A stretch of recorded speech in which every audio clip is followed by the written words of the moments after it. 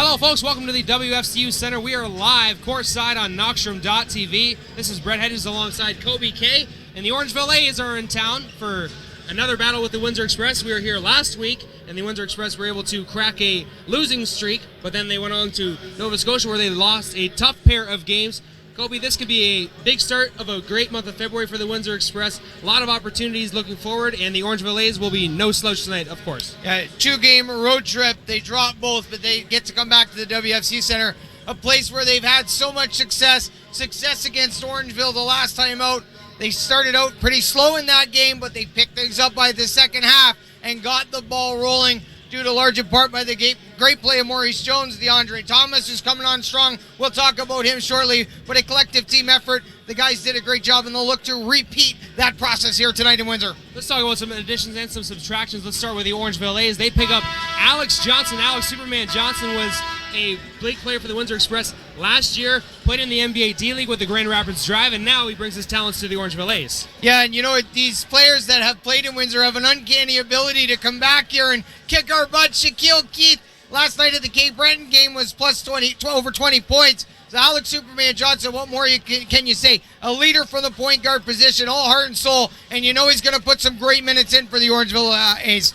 On the other side, we signed Juan Patillo. He's a former teammate of Blake Grivens at Oklahoma Sooners University. So he's got some big upside. He's going to be in the starting lineup tonight. He's been around the team for a bit, but he's officially signed today, and we're looking forward to seeing what he brings to the Windsor Express. That's 6'6", 220 pounds, played in the NBA Las Vegas Summer League, spent time in the D-League. He played at a very high collegiate level. Now they're trying to bring some more players in here to get this thing rolling. We're more than a quarter of the way through the season, so this player could be a big key to the puzzle here for Coach Bill Jones as this season rolls on. Yeah, he'll start at the forward position, also played at Western Kentucky as well. But Windsor Express fans, you are in for a treat because Darren Duncan is in the starting lineup tonight. We missed him at the start of the season for sure, but now he is back, and we're looking forward to seeing him contribute. Yeah, the Express have been without arguably the best player on the floor. This is a former NBL Canada champ. This is a floor general. This is a guy that does it all. This is one of the best players this league has ever seen. Certainly one of the best point guards this league has ever seen for sure.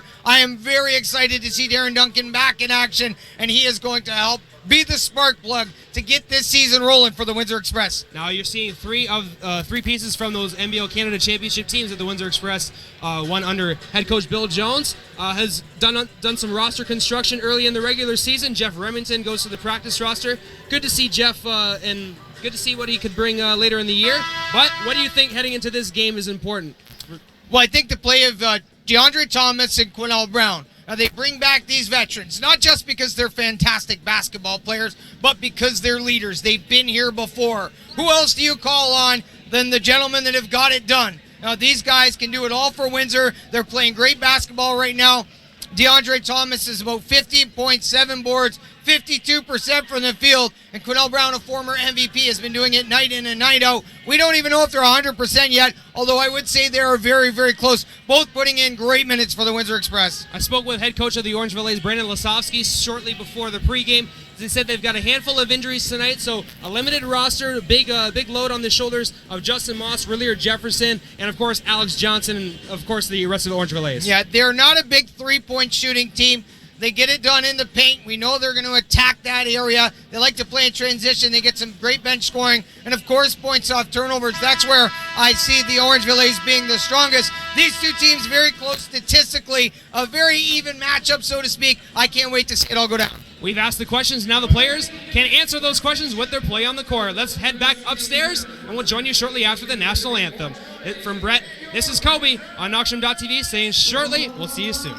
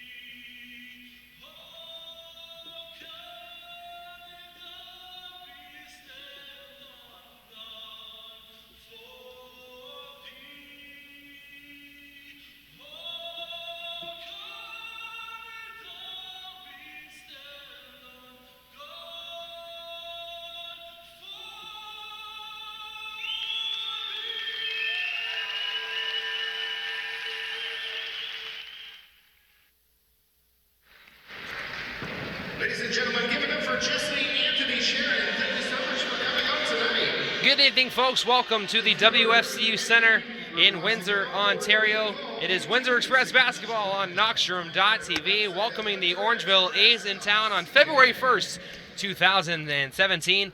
Hello, everyone. I am Brett Hedges alongside Mitch Kobe K. On the broadcast for you tonight, we had Jesse Anthony Sharon singing our national anthem. Congratulations to Jesse Anthony, doing a great job. It's a nice night here in Windsor. It's a beautiful night, and it's a beautiful night for basketball. Kobe K, and we've got the Orangeville A's versus Windsor Express. We had them in town last week, and the Express were able to break a losing streak at the time. And the Windsor Express are looking to bounce back from dropping 2 games in Nova Scotia this past weekend. And likewise, the Orangeville A's looking to move themselves up in the Central Division. Really a logjam of teams in the Central Division behind the London Lightning, who are off to a fantastic start. London Lightning certainly playing fantastic basketball, but like you said, Brett, the rest of the Central, it's a bit of the Wild West, a bit of a shootout, so to speak. So lots of season left, but the time is now for the Windsor Express to try to find some kind of nucleus to build from, and what an opportunity and time it will be to do that here tonight at the WFCU Center against Orangeville, a team they beat twice this year, but certainly a dangerous group who have come prepared and ready to play. I couldn't agree with you more. The Orangeville A's head coach Brandon Lasovsky. The A's will start Anthony Harris. We've got Alex Johnson in the starting lineup, and Justin Moss. We've got reliever Hollis Jefferson, and Stefan Nastic, the 7-footer who I spoke with Brandon Lasovsky about in the pregame, and he's a 7-footer that previously played at Stanford, and he's got a lot of skill, but he's still getting acclimated to the system here at the Orangeville A's. And we've seen a couple of 7-footers in the league so far, but it's always exciting to see the big men go at it here in the NBL, and interesting to see the lineup, the matchups that we'll see down low. Against DeAndre Thomas and Nick Evans, and of course the newly acquired Juan Patello for the Windsor Express. Yeah, it's going to be an exciting night of basketball for sure, and anytime we see Nick Evans and Justin Moss banging in the post, you know that's a matchup to watch. And you got to love reliever Hollis Jefferson and the job he does night in and night out, hitting each statistical category. Certainly a multifaceted and versatile basketball player. This live broadcast is brought to you by DC Basement Waterproofing and Concrete Raising. Wet basement or need driveway or sidewalk raising? Contact DC Basement Waterproofing and Concrete Raising. Knoxroom.tv is also brought to you by Mastro Kitchen Studio. If you need a new kitchen or remodeling, Matching Kitchen Studio can assist you in your project. Contact Mastro Kitchen Studio for more information. The starting lineup for the Windsor Express will be Darren Duncan as he's getting introduced by the hometown crowd, and man, have we missed Darren. Maurice Jones has done a fantastic job in his spot, but Darren Duncan in the starting lineup tonight, his first game of the season for the Windsor Express. They go from being fairly shallow at the point guard position to now having basically 2 starters. So, I mean, this is absolutely huge, and what a job Maurice Jones did. Over 11 points per game, but certainly fantastic in all other statistical categories. Certainly the assists, which were up over 8, and the steals, which were closer to 3 than they were 2. So now all of a sudden they're extremely deep at the point guard position. It'll be interesting to see the rotations, the minutes, and if those guys get to play together at all. Yep, I completely agree. It reminds us of our championship backcourt when we had Darren Duncan and Stefan Bonneau. Was speaking with team videographer Jeremy James shortly before pregame, and he has never seen Darren Duncan in action before, but it's really exciting. I told him that it's going to be exciting no matter what you see, and I can't wait to see Darren Duncan bring some do now that they have 3 pieces on their team: Darren Duncan, Quinnell Brown, and DeAndre Thomas. That experience plays huge dividends in the leadership piece, the on-court play, the off-court friendships and relationships that these players build within each other and with Coach Bill Jones. And when your stars, when your studs, when your leaders trust the coach, everybody else tends to follow suit. And I think that's ultimately the nucleus for winning. So things can only go up from here. It's going to take a lot of work, but the Windsor Express can turn this thing around. And, of course, the first quarter and the first half scoring has been a little bit of an issue for the Express this year.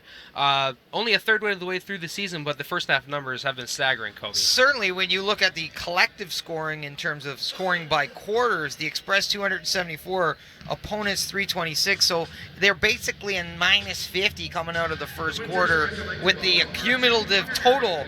And in the same thing, sort of thing with the second quarter. They've been much better in the third, outscoring opponents, both the opponents in the Express with 337 collective points in the fourth quarter. Point being, they need to do a better job out of the gate. They certainly need to find a way to score the basketball with some consistency in the first and second quarter because they're playing from behind. And when you create a deficit, it makes it that much more harder to win on a consistent basis. Absolutely. Good point, Kobe. And that's where having Darren Duncan in the lineup will prove to be invaluable. It'll be a nice battle of the point guards here to start this game. We've got Alex Johnson at the point guard spot for the Orangeville A's. Windsor Express guard Darren Duncan back in the lineup for the first time.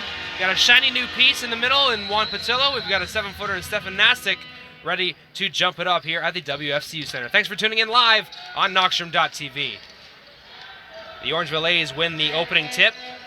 And here come the Orangeville A's. Alex Johnson out of the gate for the A's. Recently played for the Grand Rapids Drive of the NBA D-League. And here he goes to the cup, and he puts it up too hard on the opening drive. Darren Duncan crossing the timeline. Welcome back, Darren. Gets Warren Ward involved. Ward inside the three-point line. Off the glass, no good. Moss collects it. Rillier Hollis Jefferson. Mid-range jumper. Off the mark. Second chance is stripped. Juan Patillo getting involved in that action, and there's going to be an offensive foul. Charged to Quinnell Brown. Alex Johnson taking the bump, getting the call. Veteran play there by Alex Johnson, who was able to slide in that spot, playing his speed, draw the offensive foul. And who better to know Quinnell Brown and his offensive tendencies than Alex Johnson? Opening minute of play here in the first quarter on Knockstrom.tv. Brett Hedges and Kobe K on the call. Thanks for joining us. Johnson over to Moss at the elbow, looking inside to Nastic. He gets the ball and scores off the glass for two. Easy money down on the block. Nastic has got some size down there, going to be difficult to contain. 2-0 A's. Darren Duncan over to Quinnell Brown. He rises and shoots for three. Off the mark. Nick Evans sets the hard screen there. Rick Bodiford in transition. Johnson. Up fake. Drives. Nastic lost it. Patillo and Ward in transition. Ward leaves it for Brown. No. Swiped away by Moss. Alex Superman Johnson had a clean lane to the basket, elects to pass. The play gets broken up. I'm sure one he'd like to have back. Well, Windsor Express ball, the foul line extended. Inbounded. Patillo sets a high screen for Duncan, gets it back.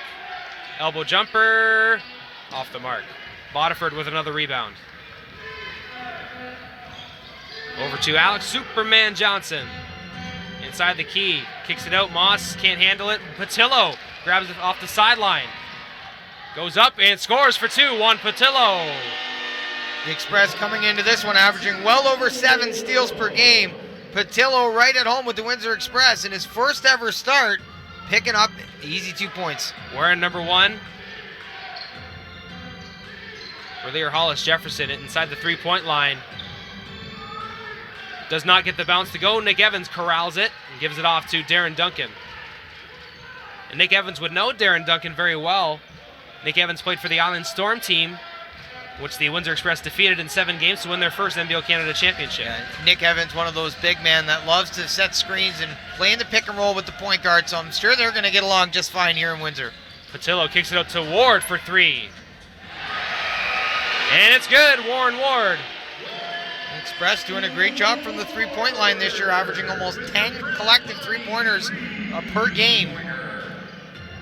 The preliminary scout on Patillo said that he was a good player in isolation and he was a good passer. Gets that one to go there and chalks up an assist. Justin Moss off the bounce. Puts a shoulder.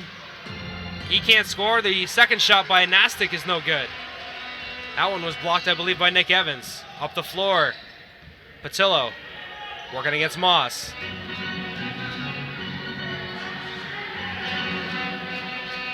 Darren Duncan calling out the signals for his team. High screen. Patillo driving on the roll. Can't get it to go. Looking for a call. Nothing doing. Johnson quickly up the floor with numbers, and Darren Duncan commits the foul. You got to love the communication with Duncan and Patillo, though, there. Didn't finish that play, but certainly a sign of good things to come. Patillo so far with a steal, a bucket, an assist. I'm not sure exactly when he got to Windsor, but starting right out of the gate, you got to think that all of his professional and collegiate experience have paved the way for him to be able to jump in here and do some damage in the early goings. Patillo played at, and we nearly have a turnover. Bodiford gets it inside to Nastic. He rises and shoots from the baseline and cans it. Stefan Nastic, the Thornhill, Ontario native. Looking extremely comfortable for the Orangeville A's. QB over to Ward, catch and shoot on the curl. Off the heel. 5-4 Windsor Express lead, 8 minutes to go here in the first. AJ, no good. Ward carries it over. Turns it over. Nastic. Nice Euro step, but he can't finish. Maurice Jones, who just checked into the game. Over to Patillo. He does not knock down the mid-range jumper. Hollis Jefferson. Looking inside, gets it to Nastic. Pounds it on the floor, shimmy shakes. On the baseline, no good. The second chance does not fall. Nice anticipation from Relier Hollis Jefferson there, just couldn't knock down the tip in. Turnover at the top of the key. Superman is blocked by Patillo. Maurice Jones in transition. Finds a gap, leaves it for Nick, and he scores. Important basket for the Windsor Express. Maybe can get things going off that play. Good defense, turning into even better offense. Warren Ward going to be called for a foul on the perimeter. Can't check on Rick Bodiford there. Ball will go to the far sideline. With all that energy and speed that Maurice Jones brings coming off the bench, that's some serious ignition to the lineup when he gets inserted into the game. It's going to be fun to watch. Moss on the pass from Johnson. Puts a shoulder into Nick Evans and scores off the glass for two. Moss squaring up there and getting the A's within one. 7-6 midway through the first quarter here on Knoxstrom.tv. Warren Ward kicks it over to Jones for three off the front rim. Bodiford can't handle it, and he will turn it over. And here comes DeAndre Thomas for the first time this afternoon, taking out Juan Patillo.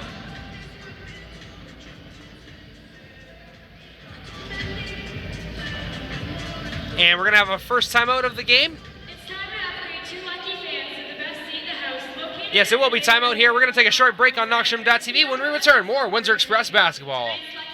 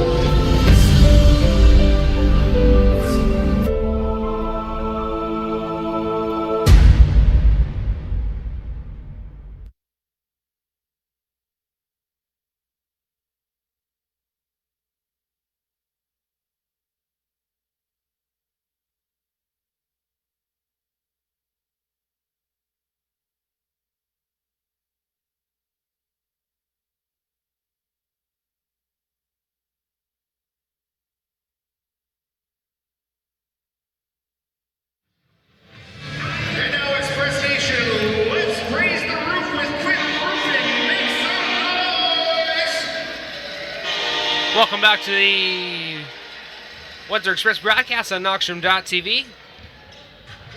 Windsor Express up 7-6 early going over the Orangeville A's on Wednesday evening here at the WFCU Center. Warren Ward kicks it over to Quinnell Brown. He drives, spins, shooting, and draws the foul. Quinnell Brown coming out of the timeout with a drive there and draws the contact. Who go to the free throw line for a pair. The former NBL Canada MVP. And a great start to this season, almost 15 points per game, 42% from the field, 35% from downtown, 72% from the line as he misses the first, but up over 7 rebounds, Brett, and just under 3 assists. So he really gives you a little bit of everything, and of course the leadership and championship experience, which we've talked about in detail as he cans the second. I spoke with Dardis Willison, head coach Windsor of the Windsor Express, Bill Jones, on my Coach Co program on Monday. Ooh, nearly a travel there from Justin Moss. And he said that with the addition of Darren Duncan, that Quinnell Brown can play his natural position of the 3. As Stefan Nastic draws a foul on Nick Evans there on the pump fake. And that's an interesting point we can speak to momentarily. He has been asked to do a lot in the 4, and that's why the rebounding numbers are so good. And I'm sure he's still going to be a terror on the glass, but like you said, can go back to that natural position and do a little more scoring and have a little less of that workload on his back in terms of working around the basket. Stefan Nastic knocks down the first. I'm impressed with Stefan Nastic here, Brett. He's got soft hands, good court vision, play under the basket. We've seen him dribbling in transition, some speed. He's going to do great things in this league, I'm sure. Maurice Jones looking to get a high screen going. Finds a gap, leaves it for Nick Evans. Nastic in the air. Nick Evans can't finish in tight. And it's Orangeville ball. Creative drive and dish there from Maurice Jones. Hollis Jefferson finds Nastic for the dunk. What a pass. Court vision by Hollis Jefferson. Finding the big man under the basket off the bounce pass. And Orangeville takes their first lead of the game, 9-8. Jones to Ward. Pump fake. Defended by Nick Wiggins, number 15. Nick Evans kicks it out to Quinnell Brown for 3. No. Good look from QB, just couldn't knock it down. A good look from Nick Evans, finding Quinnell Brown open on the perimeter. Hollis Jefferson off the glass with the left hand. Beautiful, soft touch. Using some of that length and athleticism. 11-8. Subs set to come in.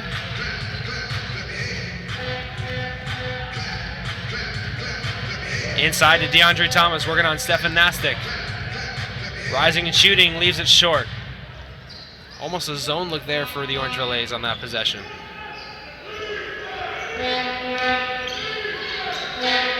Hollis Jefferson driving. Does not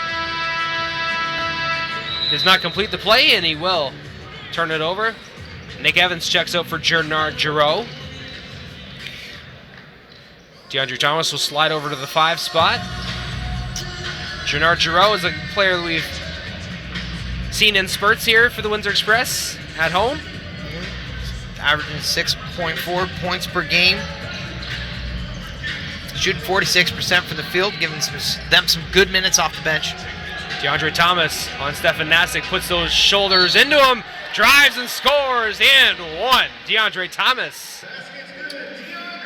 The D-Train is back in Windsor, and he's been providing that scoring punch ever since coming back from injury earlier this year. Absolutely, and as stated in the pregame, almost 15 points per game, 52% from the field, almost 6 rebounds, but all that heart and toughness in the middle.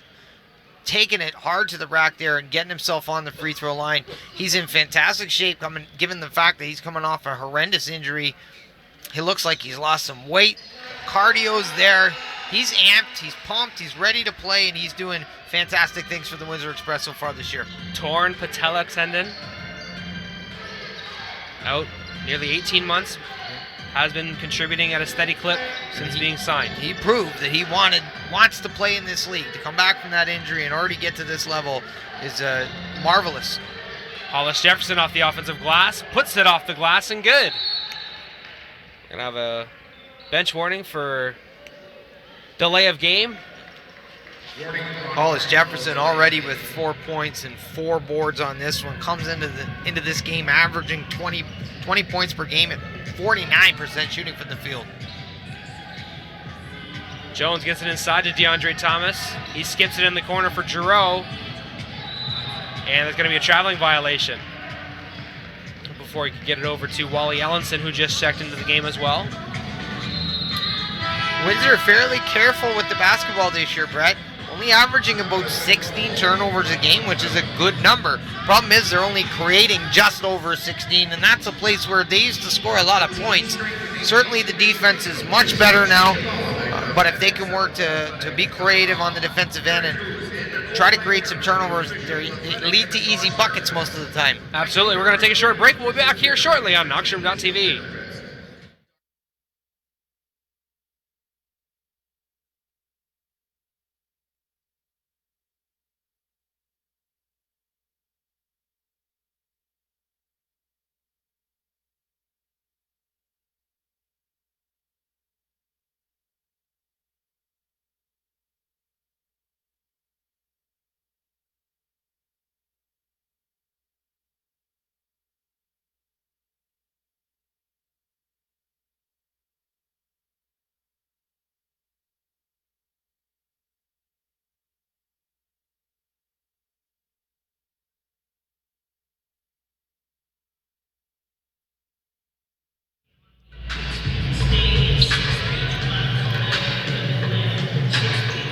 Coming back out of the timeout, folks. Thanks for joining us on Knoxstrom.tv.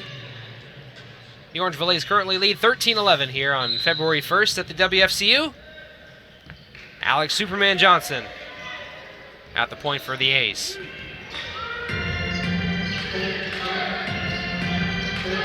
Relier at the elbow, kicks it in the corner, but there will be a sideline violation by number 22, Paris Scales. We just checked in, number 22, and there will be express ball. 2:24 left here in the first quarter. As PA announcer Steve Belanger gets the express crowd into it. And we're going to have a double foul there on the double 22s there. Paris Scales and Gennard Giroux. A little bit of a shoving match there, it seemed. Double foul to number 22. It's a physical game. Anytime you're trying to set screens or get anybody open, every inch is valuable. Wally Ellenson on the catch and shoot. Yes, he does. Knocks it down from 3. Wally Ellenson very comfortable this year from the three-point line for the Windsor Express, shooting up almost at 40% collectively on the season. Playing some great minutes for Coach Bill Jones. Nick Wiggins looking inside, gets it in the corner. Stefan Nastic on the turnaround. Nice look, but he doesn't get it to go. Nice touch around the basket. And we're going to have a foul on the perimeter against Hollis Jefferson. And Kobe, I got to say, Stefan Nastic is definitely showing some signs of being could be a very dominant player. He's getting some nice touches in early here. Yeah, he absolutely is. 7 points, 2 rebounds. Seeing some basketball IQ. Like you said, the soft touch. He is going to be special in this league at this rate. I see some great things in that player. A true center, and there's Gennard Giroux for 3. He can't get it to go. That ball is tipped up and collected by the 7-footer Nastic.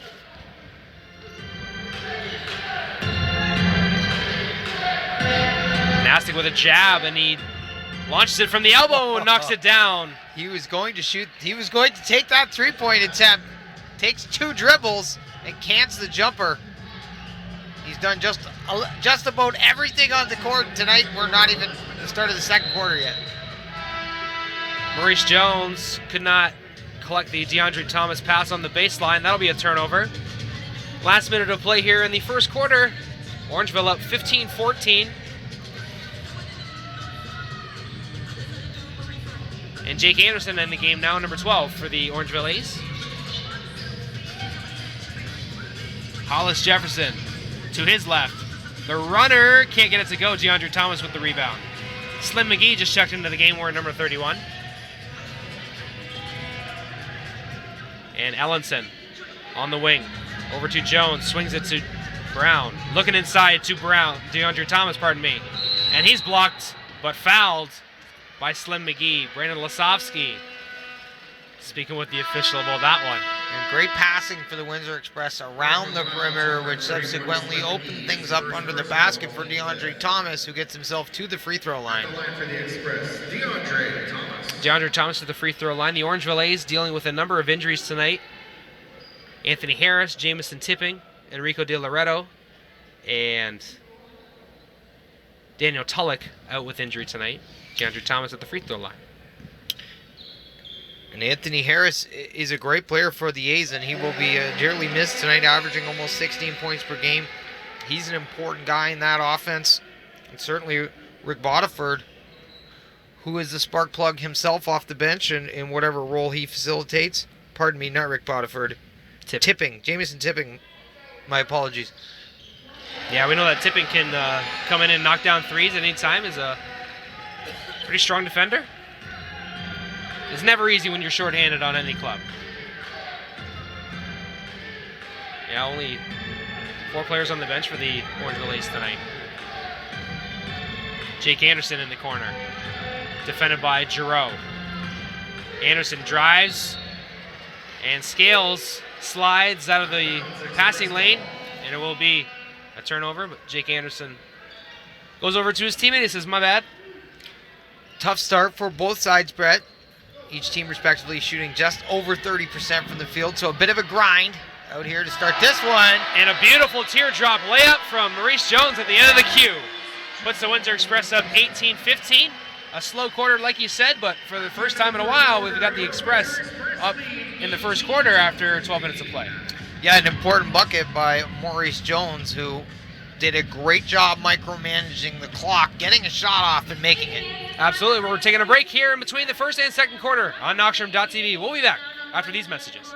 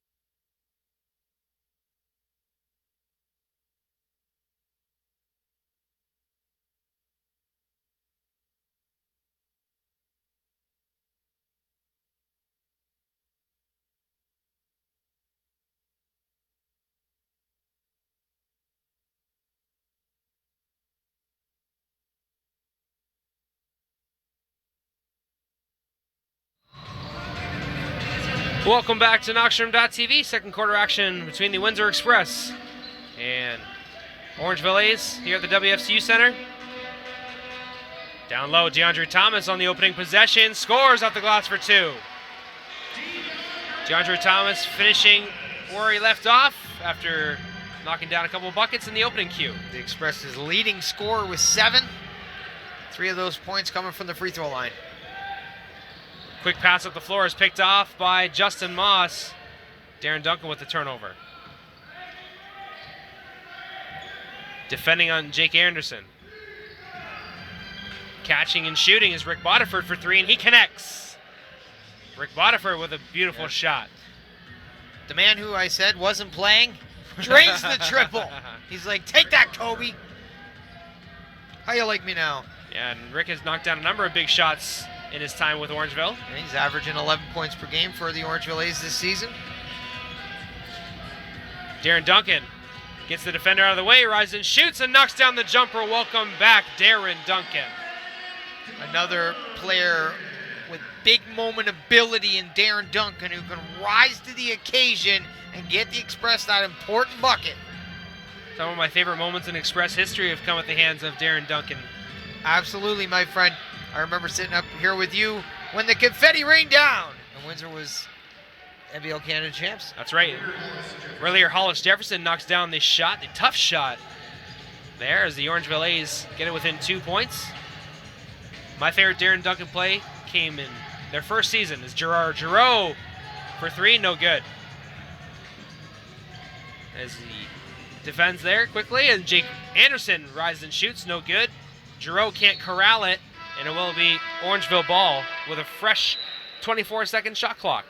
DeAndre Thomas heads to the bench. Juan Patillo and Nick Evans check into the game. Giroux checks out as well.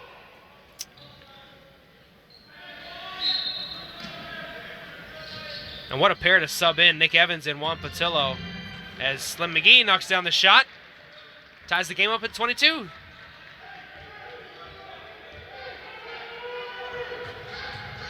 Patillo. Nick Evans stumbled there, catching that ball, but he gets it over to his teammate. Did a good job keeping that thing in play. That's a whole lot of human falling down to the floor, but still coordinated enough to make that play. Clinton Springer, no. Tipping that ball out is Nick Evans, but it goes into the hands of Hollis Jefferson. Euro step at the basket. And there will be a call on Clinton Springer. Earlier, Hollis Jefferson will go to the free throw line. I thought I saw some contact from up top, but yeah, it was one of those 50-50 calls, I believe. But we will go back to the play prior because I think it's important to note that we've seen what Darren Duncan can do with the dribble penetration, sucking the defense into the painted area and able to hit an open teammate with the kick-out pass. And that's something we're going to get used to seeing again, and it's really going to help this offense, which has suffered some nights, still averaging under 100 points per game collectively as a team, but now with 6 players in double digits, and I think playing better on the offensive end. Yeah. My favorite Darren Duncan play, he was playing Game 4 of the NBL Canada semifinals in their first year, and he knocked down the game-winning basket to send it to a 5th game, which they eventually lost, but that was a fantastic time. Crossed over Al Stewart and knocked it down, and we have an offensive foul against Juan Patillo.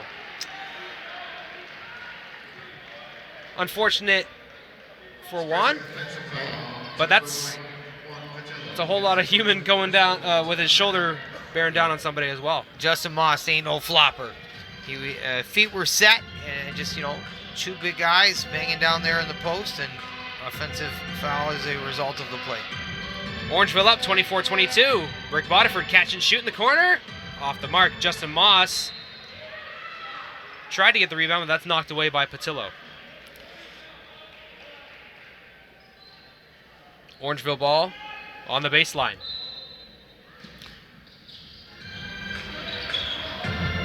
Anderson gets it into Bodiford. He drives, gets some contact, goes up, and it will be knocked away by the Express. Ellenson guarding Bodiford now, and it will be 19 seconds left on the shot clock. 9 minutes to go here in the second.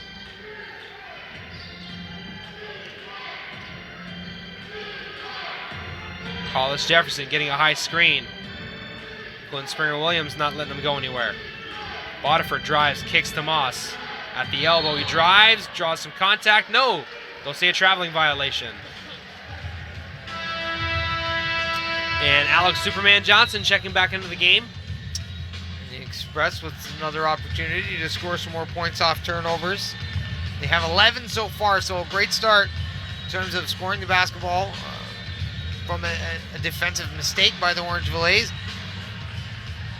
Nastic checks into the game as well. And I think there was a inadvertent whistle. I'm not too sure. Maybe there's a shot clock problem.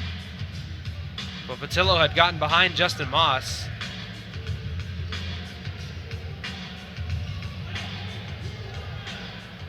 I believe they were resetting the shot clock to a certain time.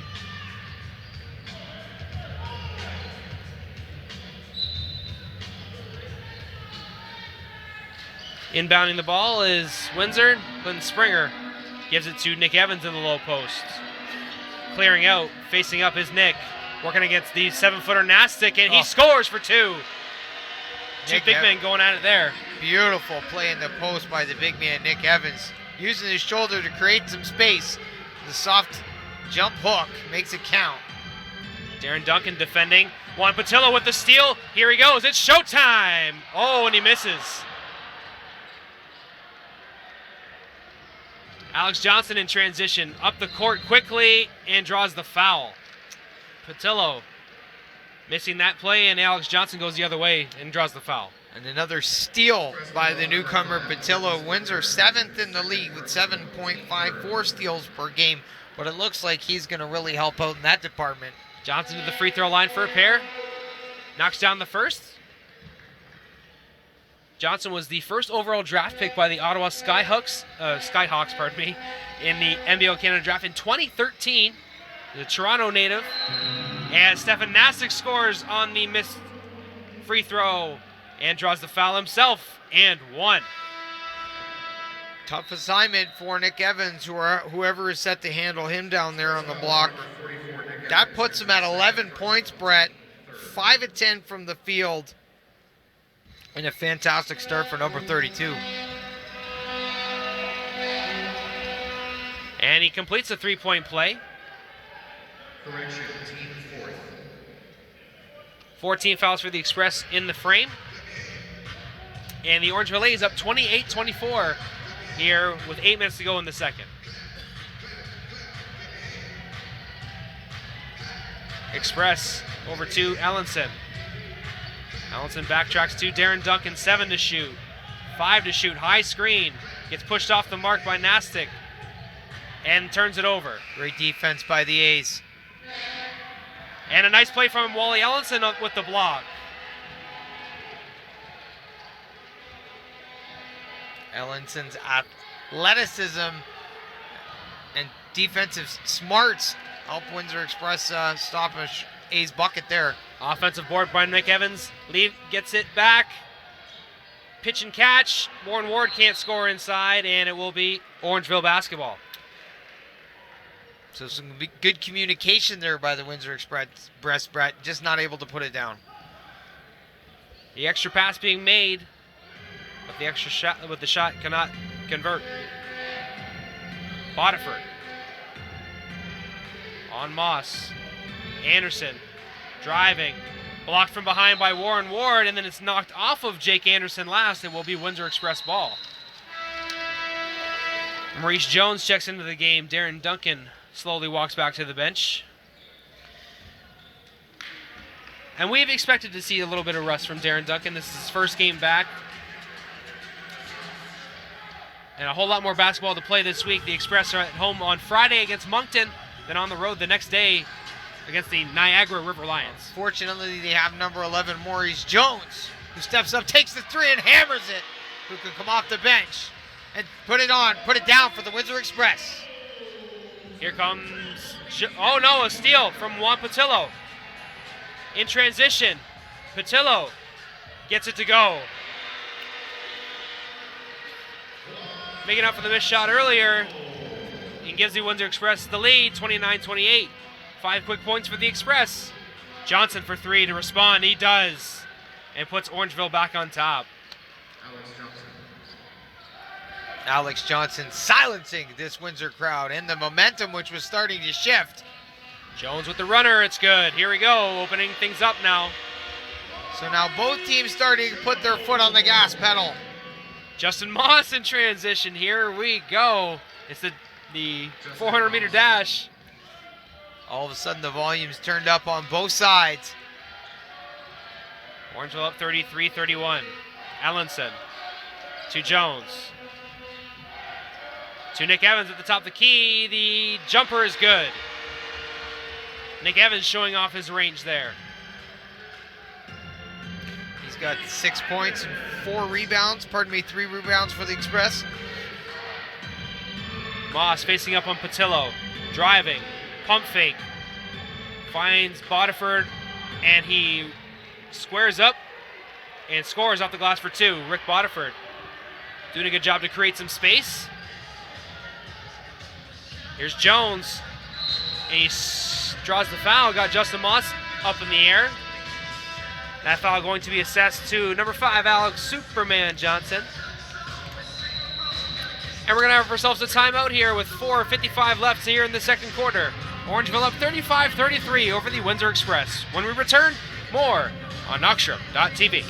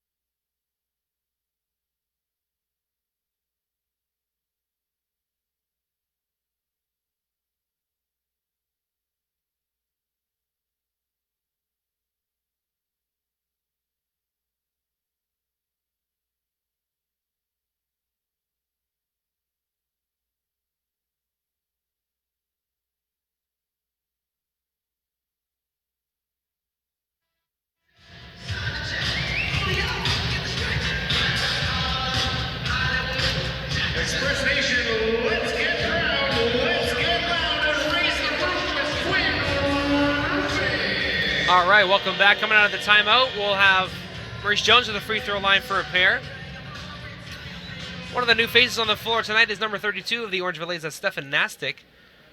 Stefan is a native of grew up in Thornton Hill, Ontario, played collegiately at Stanford University for 5 years, went undrafted in the NBA draft, but played with the Golden State Warriors and San Antonio Spurs in the NBA Summer League in 2015, and has also got some international experience representing Team Serbia at the 2013 Mersin Games. And he has 12 points, 4 rebounds to start this one. 5 of 10 from the field, 2 of 3 from the free throw line. Nick Wiggins for 3, no good. Quinnell Brown with the rebound.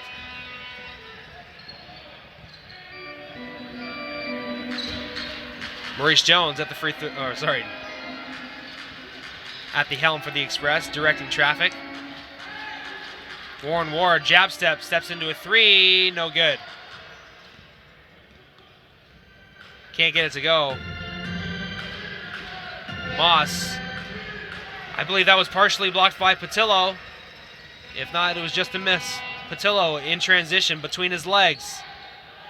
Got mixed up by Moss, finds the open man, Warren Ward for 3. No, off the mark, but it's right back to him. That's why they tell you to follow your shot, kids. Ward steps into a jumper, and he knocks it down there. The reigning Canadian Player of the Year, Warren Ward. Alex Johnson at the helm. Looking to respond for Orangeville. Johnson. Moss. Back to Wiggins. Inside to Stefan Nastic. Turning to his right. Can't get it to go. Jones collects it. Tips it back out to Warren Ward for 3. Yes. Maurice Jones with the touch pass, finding Warren Ward open on the perimeter, who makes that one count for the 3-point line. We're going to have a timeout by the Orangeville A's here. The Windsor Express up 39-35. 3:12 to go here in the second quarter. We'll be right back. Don't go anywhere, folks.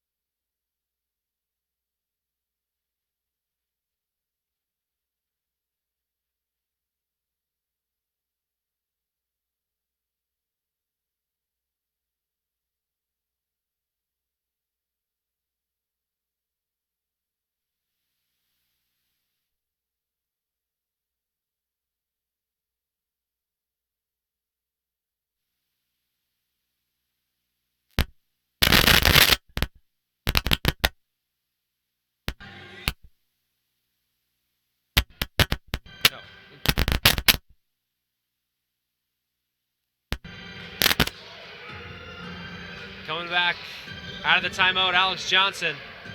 Got the defender in the air, but is stripped. Oh no, they're going to call Quinnell Brown for the foul. Alex Johnson coming out of the timeout and attacking for his team. Express foul to number 15, Quinnell Brown, his second personal, team fifth. Alex Johnson played 2 seasons with the Mississauga Power and spent some time with the St. John Mill Rats, who were at the time called the Mill Rats, now are the St. John Riptide, before coming over to Windsor. Nastic on the inbound. Cat gives it over to Johnson for 3. Oh, circled the drain. Got robbed there. Express up 39-35.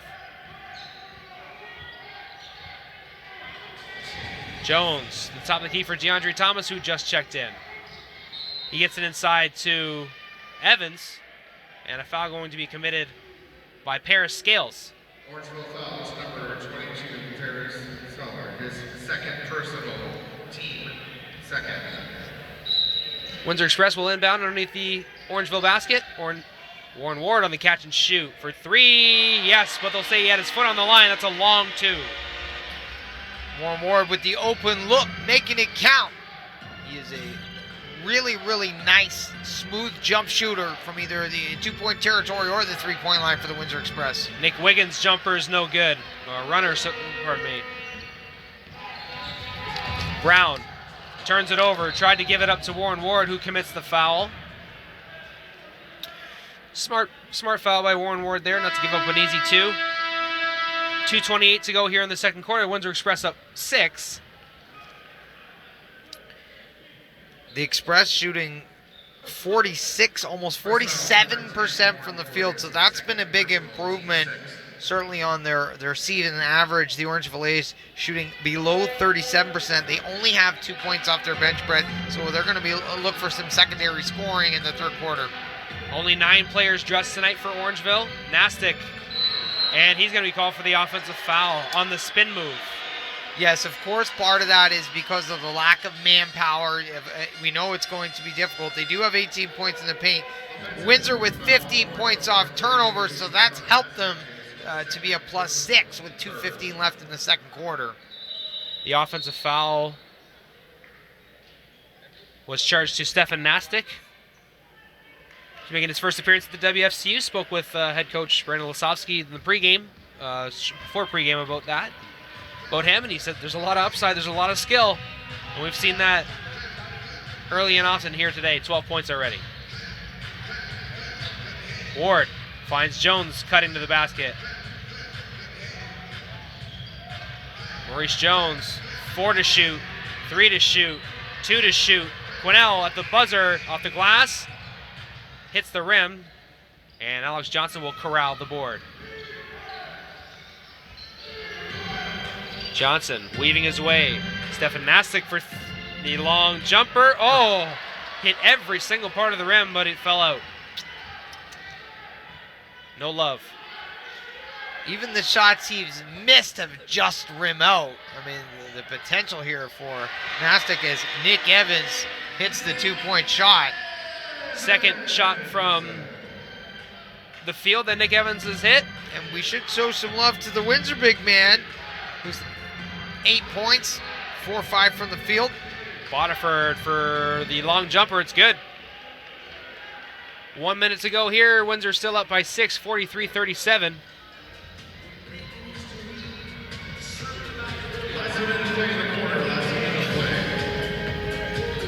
Down low, it's DeAndre Thomas. Finds Nick Evans. He's open at the elbow, and he knocks it down, Nick Evans. And a great pass out of the double team by number 2, DeAndre Thomas, finding the open man, number 44, Nick Evans, hitting the elbow jumper. Orangeville looking to respond. Down 8, Alex Johnson directing traffic. Bodiford to Rillier Jefferson.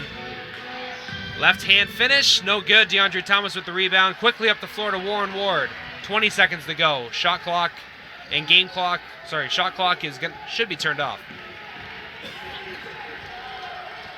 Jones, 8 to shoot. High screen, baseline. Kicks it back out to Quinnell Brown for 3. No. And the Windsor Express will enter halftime up 8, 45-37. Kobe, your thoughts? Well, the Express have to be happy with the lead going into halftime and certainly shooting 50% from the field. Those are fantastic numbers. And then, of course, the 14 team assists. They rotated the ball well and scored 15 points off turnovers. A great start for Coach Bill Jones and company. We're going to be going down to the sideline shortly for our halftime show with Justin Prince and Aaron Sanders. A reminder that our next home game for the Windsor Express is February 3rd against the Monks and Miracles, and we will go on the road shortly after to the Niagara River Lions. But folks, make sure you get your tickets for the Clash at the Coliseum February 8th at Caesars Windsor. A triple header of action featuring the University of Windsor Lancers and the Laurier Golden Hawks at 3 and 5 p.m. with the women's and men's team. And then the 8 o'clock game is the Windsor Express versus the Kitchener Waterloo Titans. Let's send it downstairs for the halftime show with JP and Aaron Sanders. Take it away, boys.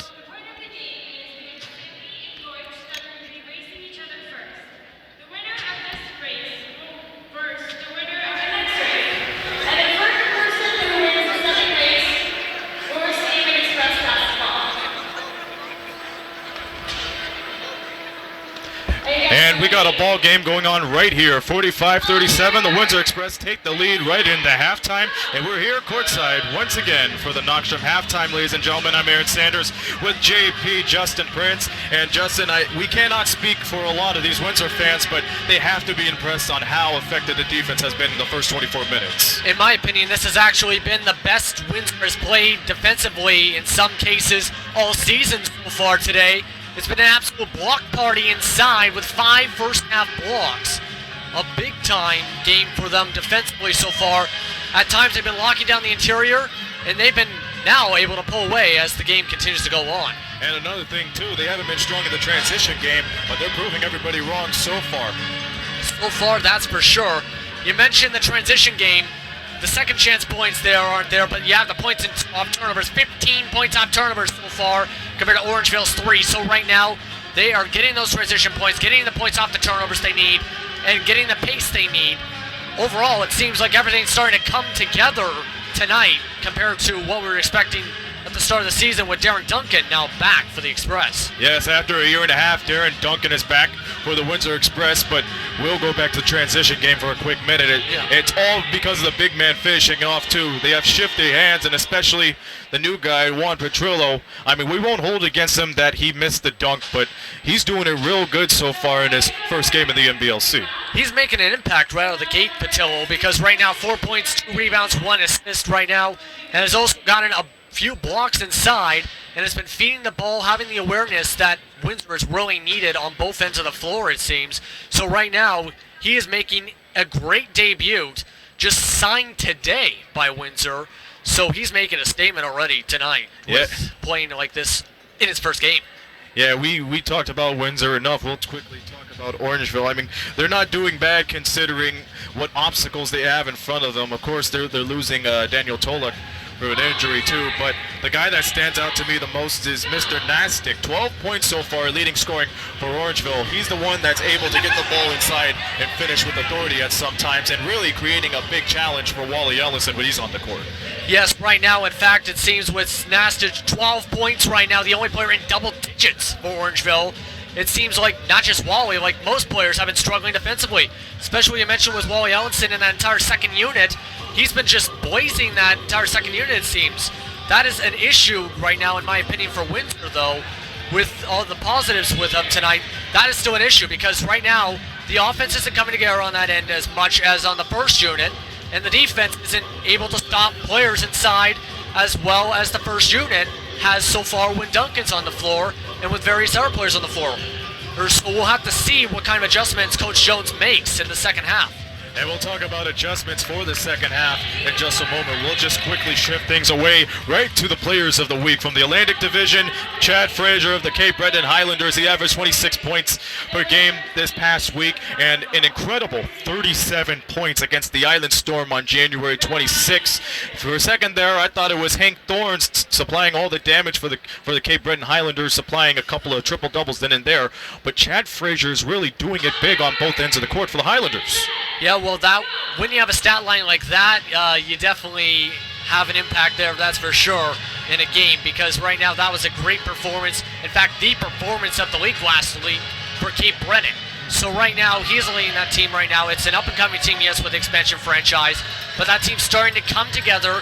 They're undefeated now with their brand-new head coach after the firing of their previous head coach, and Dean Murray, a few weeks ago now. So right now, things are starting to come together for them. We'll have to see how they perform as the season continues now, as it's slowly coming together for Cape Breton with less than 30 games to go. Ben Resner's team is very promising right now. Like you said, undefeated. So you got to expect a lot of hopes for this young team. Over to the Central Division we go. Their player of the week is Julian Boyd from the London Lightning. And him and I are San Antonio boys. He came straight from San Antonio, so did I. But he averaged 18 points in this past week, and especially a wonderful exhibition, scoring 32 points against Niagara Saturday night. He and Royce White is one of the 1-2 punch in the front line for the Lightning, and I don't see why it's surprising that he's player of the week. I don't think it's surprising either, because right now you mentioned that 1-2 punch. That is, in my opinion, one of the best, if not the best, 1-2 punches in the front court for big men in the entire league right now, because they have been scoring the ball well. They've been getting the rebounds. You have Boyd with the outside shot, and as well as White with the playmaking ability as well mixed in there as well, with the triple-double threats for White as well. So right now, it's no surprise in my opinion that Boyd has won now that player of the week with how he's been playing throughout the whole year. It just continued to rise in last week as well. And we'll go back to this game. Brandon Lavoski's Orangeville A's really need to do a lot defensively, I think, for the second half. What do you think they have to do to cut this 8-point deficit? It's not just the defense, in my opinion. Right now, they have to shoot the ball well. They're shooting 36%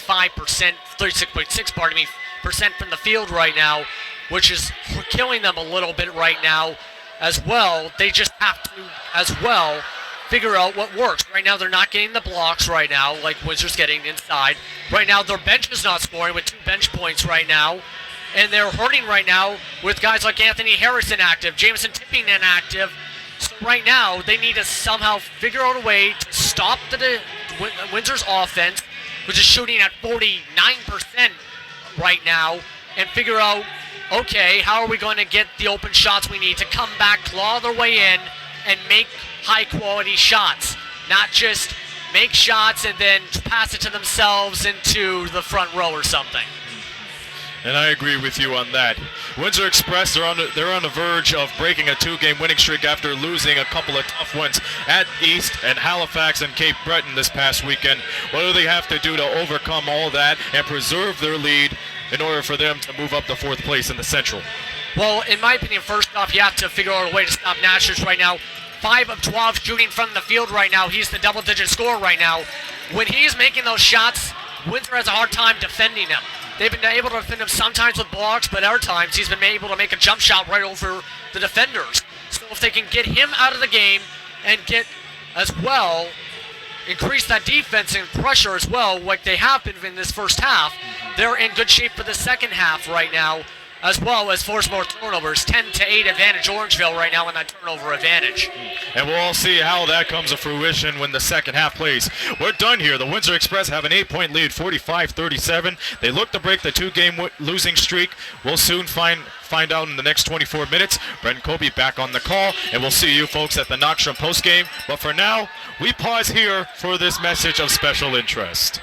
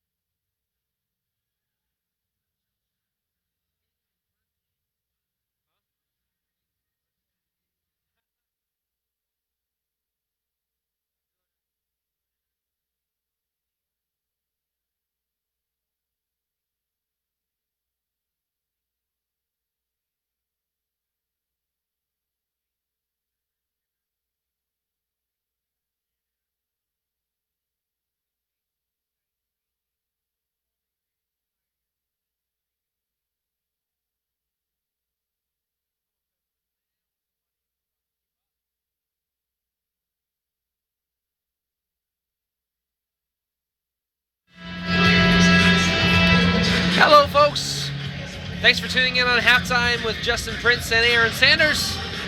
Brett Hedges and Kobe K up top. In the media suite at the WFCU Center at halftime between the Windsor Express and Orangeville A's. Heading into the third quarter, the Windsor Express up 45-37. Lead scorer for the game is Stefan Nastic, someone that we spoke about at length, and just someone who we think can be a really dominant player. Only 5 for 12 from the field, but 12 points in the game. He's the lead scorer at this time.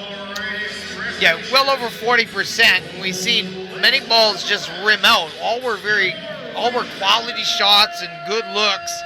He is going to be a force to be reckoned with in this league if this persists. Done a fantastic job so far in this one.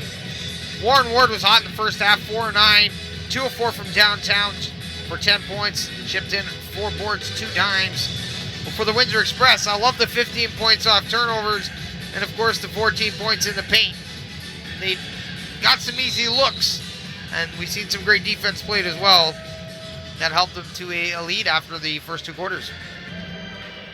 Orangeville in the opening possession of the third, looking to get their offense going. Justin Moss mishandled it, but he gets it to go. Alex Johnson at the free throw line, finding a cutting earlier. Jefferson on the reverse layup for 2. Jefferson sneaking in through the back door.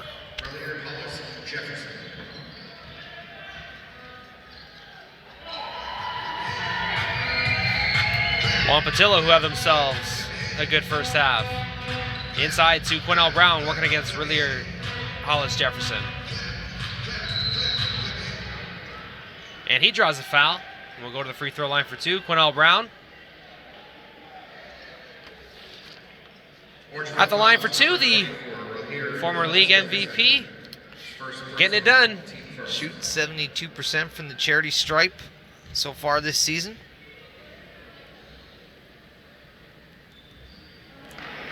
Misses that one. Coming back out of the halftime timeout.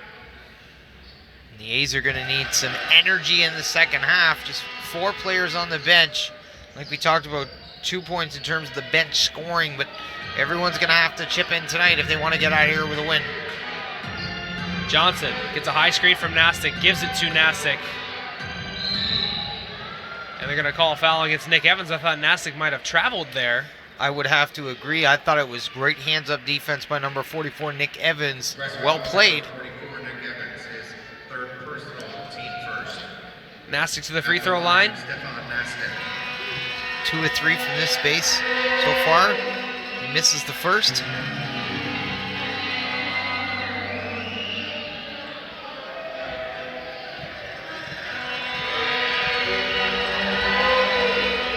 Nastic knocks down the free throws. Makes it 46-40.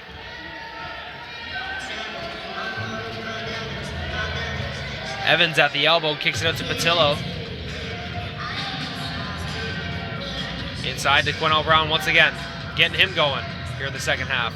Ward on the catch and shoot. That ball tipped out by Patillo, but Rillier Hollis Jefferson quickly up the floor, loses it. And it will be Express basketball. I believe Darren Duncan got his hand in there and poked that one loose before Jefferson knocked it out of bounds. Jefferson can get down the court in a hurry. If he can secure a rebound or a steal, he can get coast to coast just like that. Duncan getting himself back into form in his first game of the regular season. Warren Ward. Oh, tried to go inside for Nick Evans, but that pass was out of his reach. He goes crashing into the sideline to try and get it. Good hustle from Nick Evans, but it will be a turnover for the Express. Almost 2 minutes into the third quarter. Thanks for tuning in. Brett Hedges and Kobe K. Moss misses, but Nastic picks up the pieces and scores off glass for 2.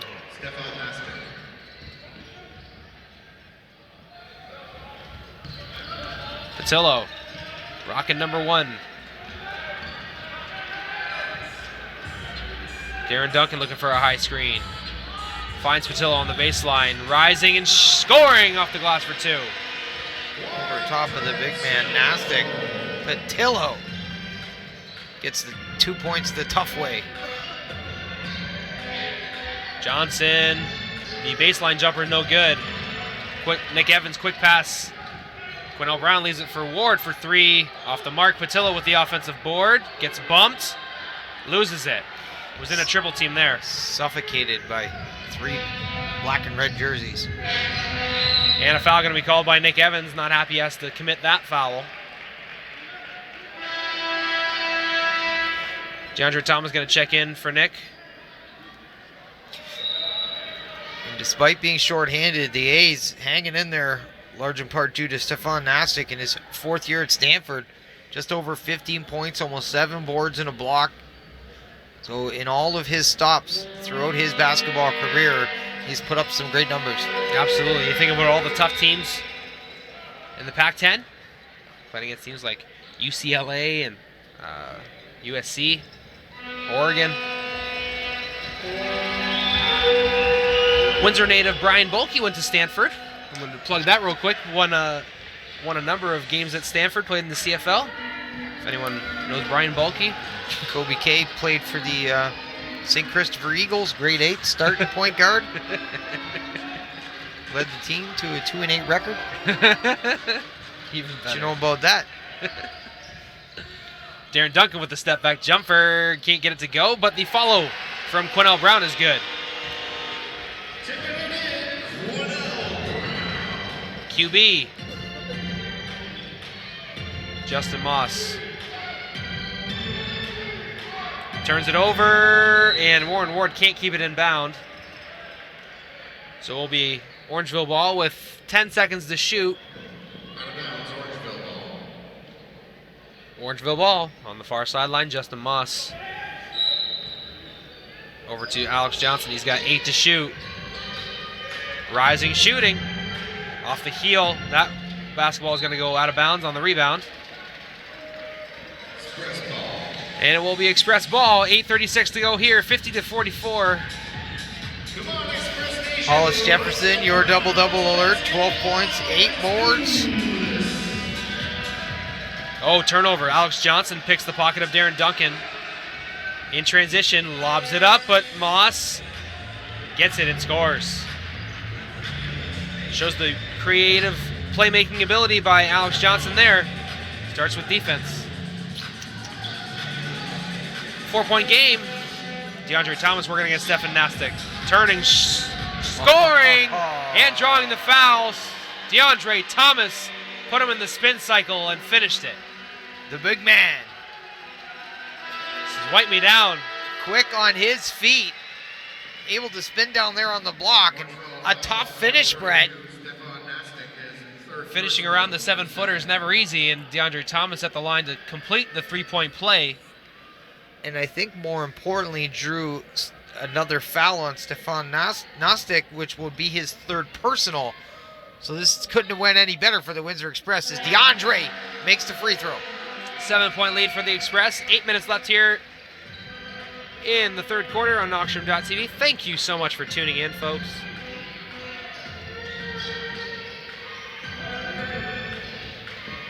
Relier Hollis Jefferson takes the bump and does not complete the shot, says the official.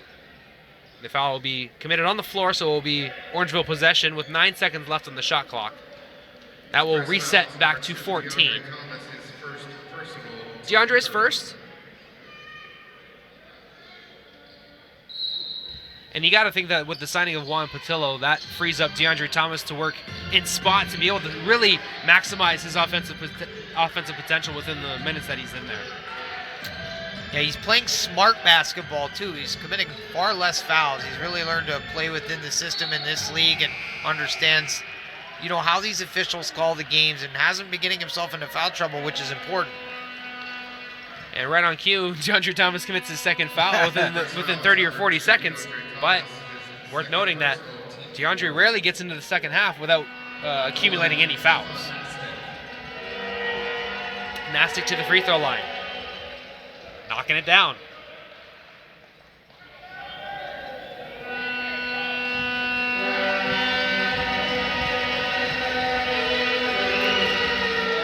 And the big man knocks down a pair. And gets the A's within 5 points, 76-54. 7:35 left here in the third quarter. Maurice Jones at the helm for the Express. DeAndre Thomas in the low post is doubled, gives it over to Patillo. And, does not get it to fall. I think that hit about 6 or 7 different parts of the rim. Carnival rims here, the WFCU. Tough place to score. Justin Moss can't get the ball to fall. Thought that Moss might have traveled there, but Patillo knocked out, Patillo with the free throw, charged with the foul, my apologies. 7:11 left to go, 53-48. Justin Moss at the free throw line. A pretty solid free throw shooter, if my memory serves correctly. I believe at the beginning of the year, he went a number of games without missing any. He is 56 of 76 on the season for about 74%, so those are great numbers from the 4 spot, almost 19 points per game, and shooting 50% from the field, and I like that even better. He is almost a 20 and 10 big and just a solid player in the NBL. And we're going to have a foul on a screen. That one's going to go against Warren Ward, who sprung Quinnell Brown free, but there will be a foul. So players talking it out. This is where they got to stay calm, cool, collected, not let the emotions get the better of them. 3-point game. Orangeville has played Windsor tight, defeating them in the opening game of the regular season. Of Windsor's opening season, regular season, I should say. Orangeville was 2-0 to start the year. Despite a near empty bench, Stefan Nastic holding them in there. And of course, Relier Hollis Jefferson with 12 points and 8 boards. Nice on cue, knocks down the 3 there. So 15 points now for number 24. In the corner, Maurice Jones for the long 2. Can't get it to go. Justin Moss with the rebound, bringing it up the floor. Tie game, 53 up. Mid-range jumper, and it's good. Relier Hollis Jefferson goes behind the back, creates some space, little fadeaway. Hits it from just outside the elbow. He's having a heck of a game, Brett. DeAndre Thomas gets it out to the perimeter, gets it back inside, draws the double team, spins away from it. No call. Rick Bodiford the other way. Over to Relier Hollis Jefferson, who swings it over to Moss, but he can't complete the play. But Alex Superman Johnson does. Number 5, Alex Johnson, all heart, all effort, all hustle under the basket with the putback. 57-53, Orangeville on top. We're going to head to a timeout here on Knockstrom.tv. We'll be right back.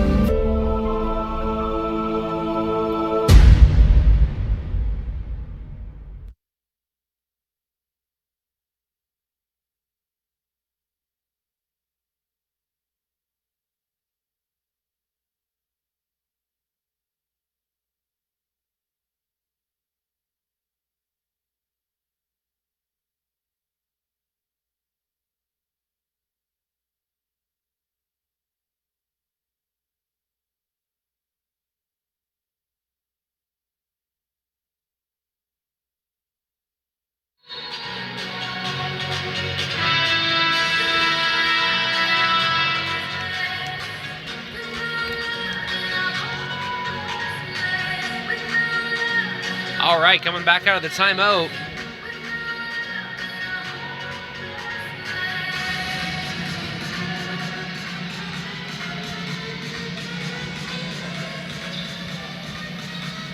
Here come the Express. Juan Patillo with an elbow jumper, knocks it down.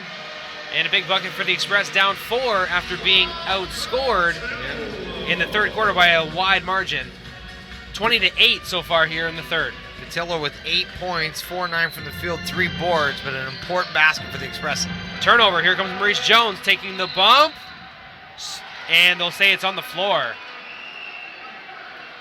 An exciting play being taken away by that call there, and the Express will inbound from the foul line extended, right in front of the Boston Pizza A-frame.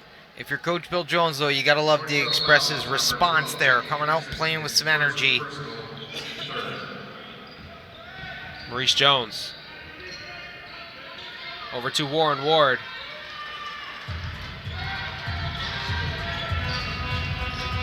Jones setting up a high screen there, and Stefan Nastic going to draw a foul there. That's one of those 50-50s where you got two big men battling really far away from the court. DeAndre Thomas and Stefan Nastic share a word as he exits the floor with 4 fouls with 5:05 to go. That's a significant number, Kobe, to see Stefan Nastic go to the bench with 4 fouls already. A significant loss for Orangeville, who are playing severely shorthanded. He sits down with 17 points and 6 boards. DeAndre Thomas draws a double team, spins around it, rises and shoots off the front rim. Patillo keeps it alive, but it will be Orangeville ball, says the official.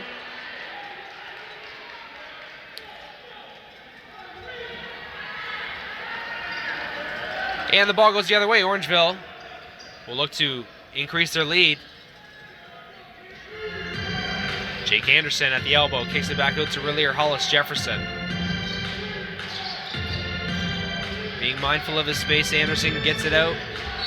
And Alex Johnson draws a foul, but they'll say that's on the floor as well. So Orangeville will have possession on the near sideline. No, they're going to say he's on the drive, so we go to the free throw line for a pair. Johnson played at NC State. And was congratulatory of his former school after they beat the Duke Blue Devils a few weeks ago. I'm sure that's a hard feat. Saw him very active on Twitter. He's also had a pretty good start to this game, 7 points, 5 assists, but you also got to love the 5 rebounds spread out of the guard position. Absolutely. Defense has always been a strong part of Alex's game. He was a former #1 pick overall in the 2013 NBL Canada Draft. DeAndre Thomas drawing a foul, going to the free throw line, powers his way through the double team, and will go to the charity stripe. Trying to get back into this game, the Windsor Express down 3. And why not? He's 4-4 from the line, free throw line so far in this one. 10 points, 2 boards.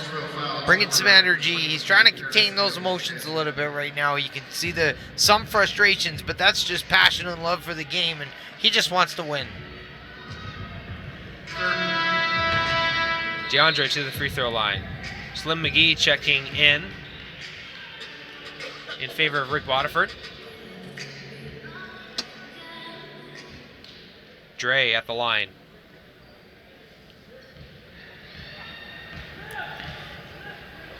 Worth noting, DeAndre Thomas formerly played at Indiana. Robert Morris as well, Chicago native. A lot of Chicago players have played for the Windsor Express over the years. Quinnell Brown, also Chicago native. My man Tony Bennett, Mr. 40+, name earned, not given. Jamarcus Ellis, also a Chicago guy. Did you say Quinnell Brown? Yep. Pardon me. I was buried in the DAC stats. Nick Evans is a Southern Illinois boy, so not quite Chicago, but.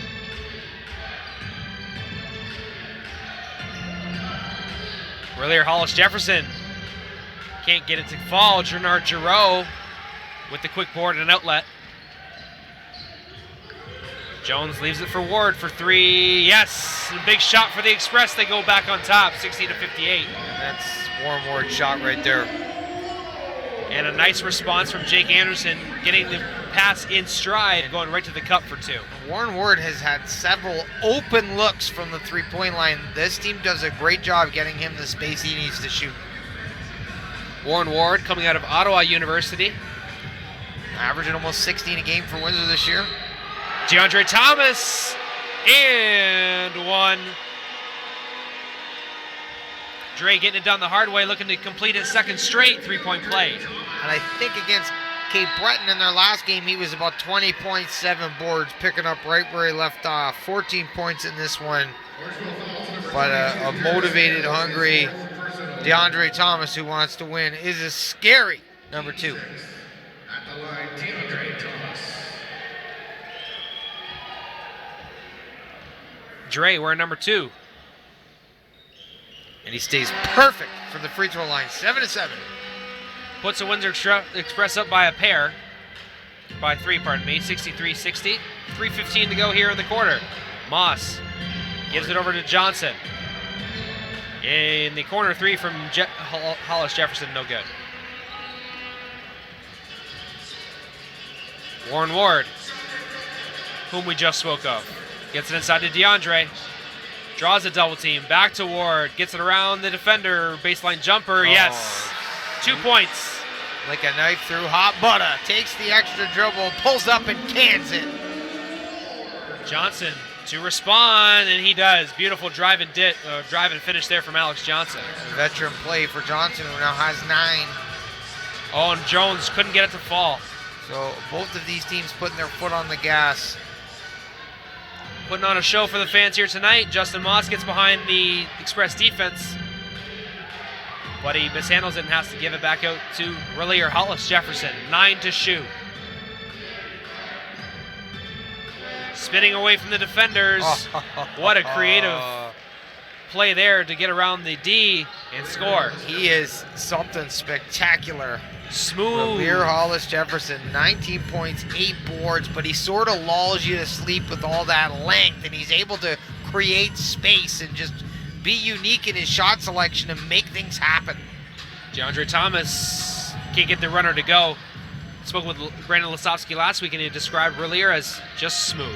Yeah, and a travel by Superman Johnson will put the ball the other way. Windsor Express ball with 1:46 to go here in the frame. Only up 1, 65-64. When you look at this, all of our major statistical categories in the NBLC, these two teams, Brett, very, very close. So it's to no surprise here that this game is within 1. Windsor Express currently with a 1-point lead, 65-64 over the Orangeville A's. But we've had some great battles so far this season through the 3 games they played. Absolutely. DeAndre Thomas heads to the bench with 15 points. Like you said, Kobe, 7 for 7 from the free throw line.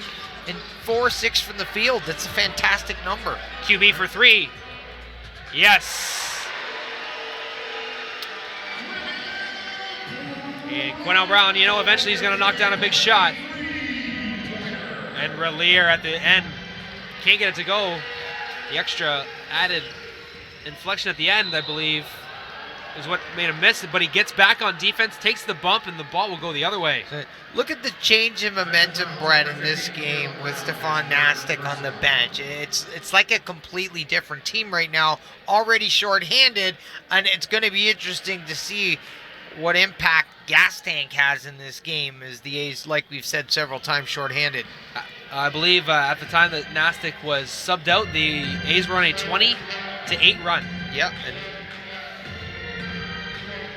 the Express getting back into it now. The reliever Jefferson, though, with the offense, with the shot, is corralled by Slim McGee, and he scores for 2. In the right place at the right time.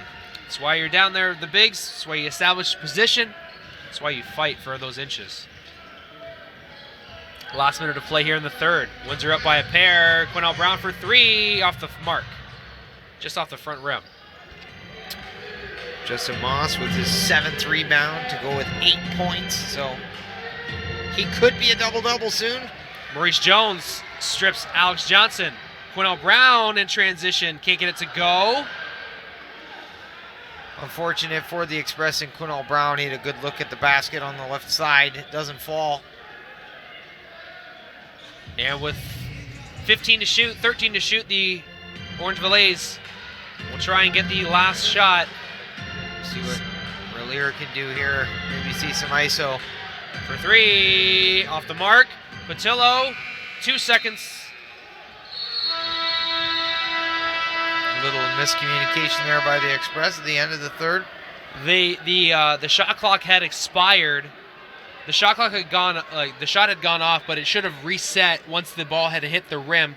It did not do so, so they thought that the shot clock was the buzzer for the end of the quarter. I think is the confusion there. The Express will have some possession left. I believe there's a little less than 2 seconds less in between the game and shot clock. So that's the confusion I see here. They're going to give them 2 seconds, so I was almost right on the money there. Juan Patillo going to inbound. Almost like a Christian Leitner-esque situation here. We're going to have 2.6 left on the clock. So we could see a quick catch and shoot. Oh, good defense there by the A's, who were able to disrupt the pass. And it hits it! Wally Ellison! A humongous shot from Wally. That's why they put him in the game. He's a dead-eye shooter. We've talked about him in NBL Canada in a flash. Interesting because the A's disrupted the play with some quick hands and almost come up with the basketball on the steal, but Windsor keeps hope alive. Wally Ellison off the backboard. Unbelievable. Yeah, the ball was initially tipped by Relier Jefferson. The clock started. Wally took 2 dribbles, launched it, and it's good for 3. The Windsor Express up 5. We're going to take a short break on Knockstrom.tv, the 4th, when we return.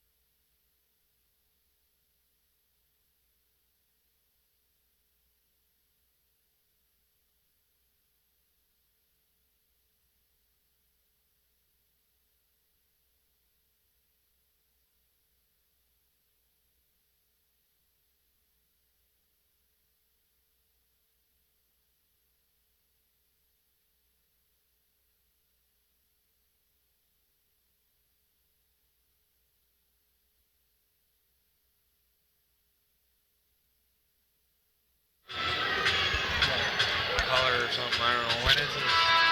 What's the date of it? February 8th. What time does it start? Coming back out of the timeout here, the Windsor Express up by 5 at the beginning of the 4th quarter. Folks, make sure you get your tickets for February 8th Clash of the Coliseum. With 1 ticket purchase, you can see 3 games of action between the University of Windsor and Wilfrid Laurier Golden Hawks at 3 and 5, and then the Express and Kitchener-Waterloo Titans at 8 p.m. It's going to be a full house, and Knockstrom will be there all day to bring you the best. As Warren Ward knocks down a long 2 to start the 4th quarter, pardon me. 17 points now for Warren Ward. 7 of 14 for the field, and he's got 3 triples, putting in some great minutes. Slim McGee, and he scores on the catch and alley-oop-esque pass. And he stays perfect from the field, 3 of 3.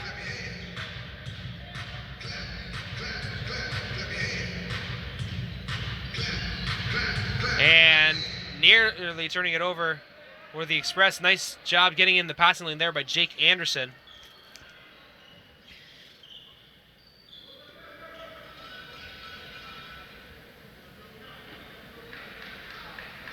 And it will be Windsor Express ball on the far sideline.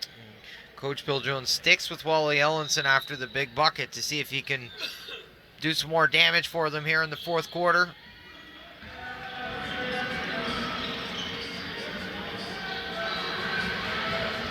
Jones misses the jumper. 1 minute into the fourth quarter, the Express up 74 to 68.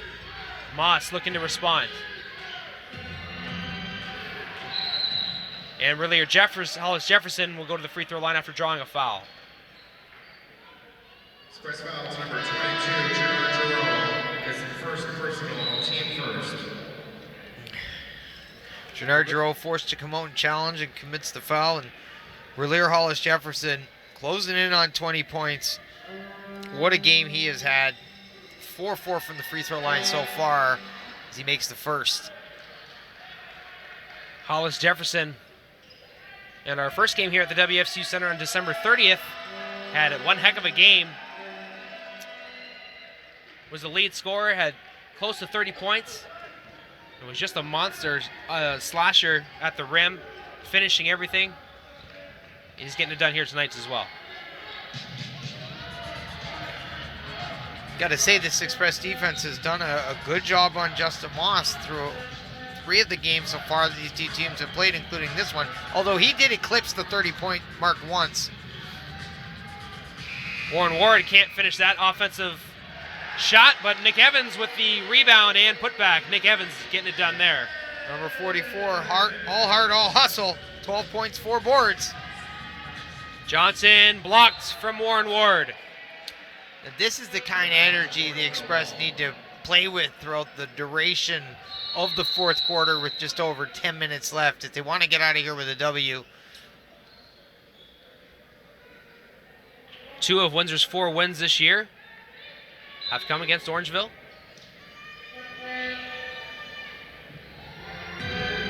The other 2 coming against Kitchener-Waterloo. Moss on the catch and shoot. It's good. So we mention his name, and he answers. 10 points now for Justin Moss with 7 boards. Maurice Jones looking inside for Nick Evans. He gets it back. Catch and shoot. Wally Ellenson off the front rim. Jones with a nice play there to keep it alive, but here come the A's. Justin Moss slams it down with one hand, and he threw that down with authority. What? Number 20, Justin Moss.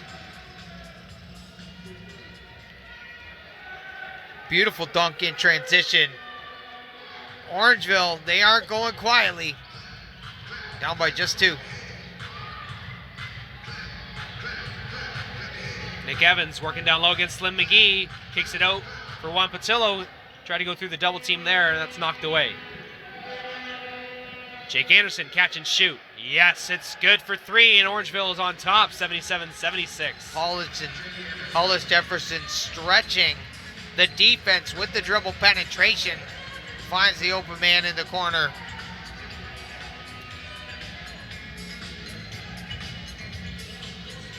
Here come the Express looking to respond. Jones, Patillo, baseline. Jumper no good. McGee with the board over to reliever Hollis Jefferson.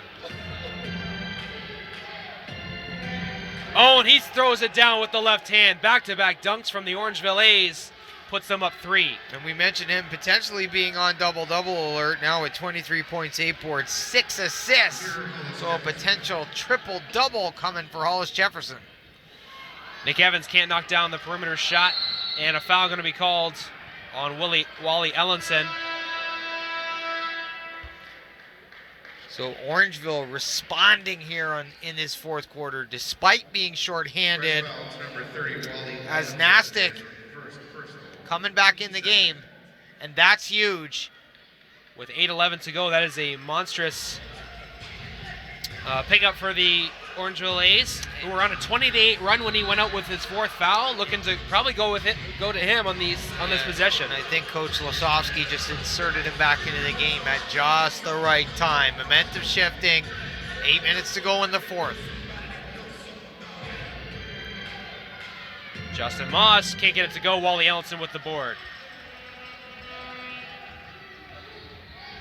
Jones off the glass, can't get it to fall, but he will go to the free throw line after drawing the foul. Yeah. Maurice Jones, so creative on the drive, Brett. Does a great job either finishing or creating contact, getting himself to the free throw line, kicking out to the open man. Just a fun guy to watch attack the rim. Oh, and can't knock down the free throw. Windsor down 3, 79 to 76, 7:49 left in the game.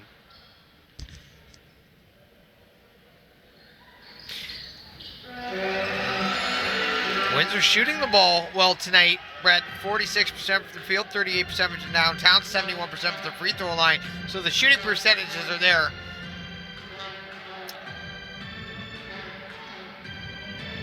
Nick Wiggins inside the three-point line knocks down the long jumper. Nick Wiggins. And you got to credit Nastic with a nice screen out near the perimeter, creating space for the shooter.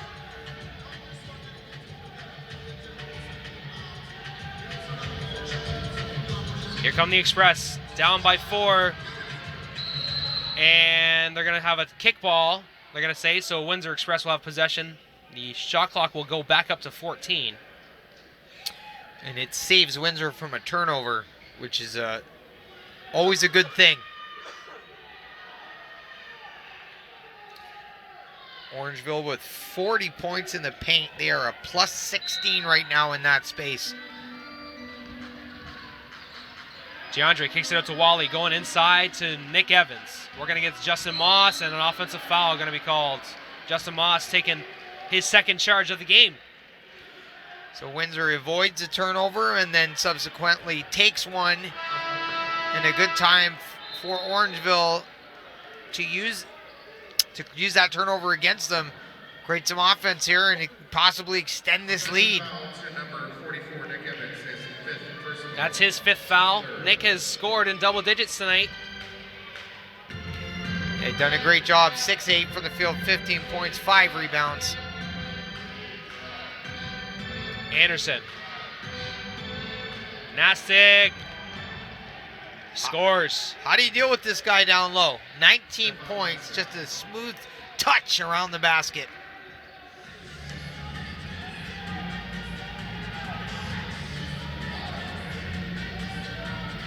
What a pass. Wally for 3, yes! A humongous shot for the Express.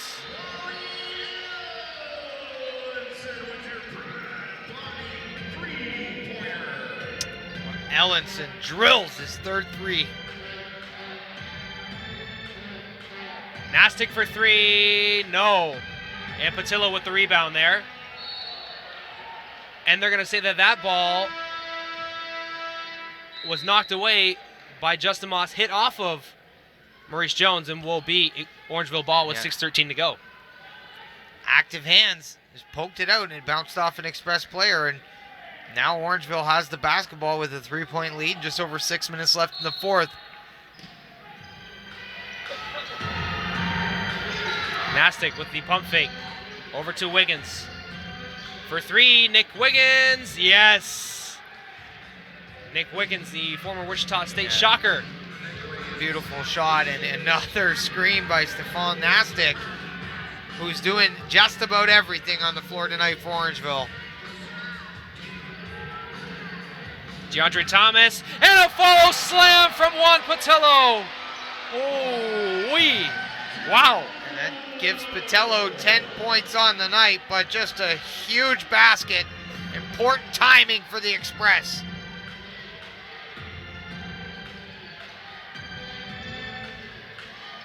Anderson with a high screen from Nastic. Rises and shoots. Oh, and he cans it. Puts him back up 7. Darren Duncan checks back into the game.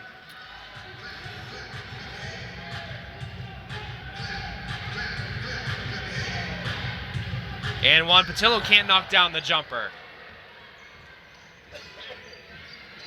Here come the A's, up 7. Justin Moss turns it over. Darren Duncan with the basketball.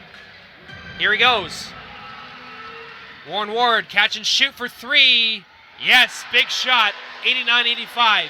5 minutes to go. And it all started with the defense. And number 12, Darren Duncan, coming up with the basketball and finding the open man, Warren Ward.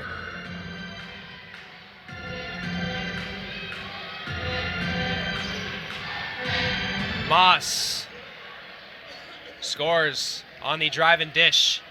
Yeah. 6-point game, 4:25 to go here at the WFCU. Nick Evans is going to check back in with his 5th foul shortly, it seems.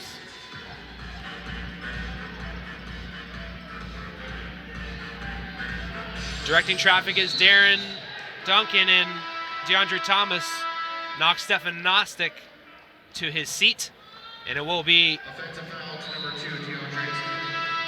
Orangeville ball. And Windsor's 18th turnover. DeAndre Thomas throws a body into Nastic and gets called for it. We're going to take a short timeout here with 4:12 left in the 4th quarter on Knockstrom.tv. We'll be right back.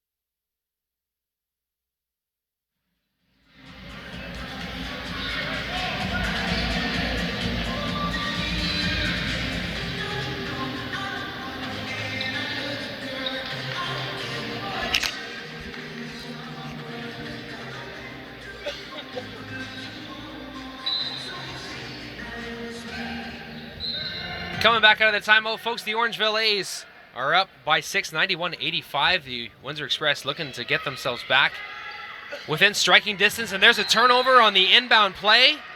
Justin Moss and Nick Wiggins out of sync on that one, and Windsor will take over. Right after the DeAndre Thomas offensive foul, the Windsor Express will get right back at it. 4:12 left here in the 4th quarter. Juan Patillo on the inbounds play, he scores. Nice execution from the Express. A timely bucket for Windsor, desperately needed one. 91-87.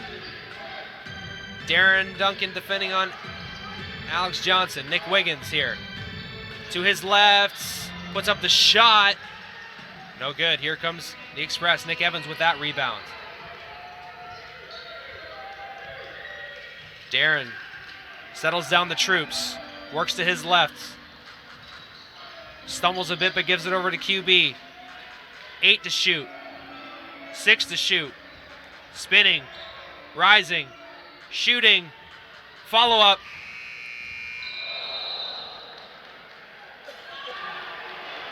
And Quinnell Brown going to be assessed a technical foul, it seems.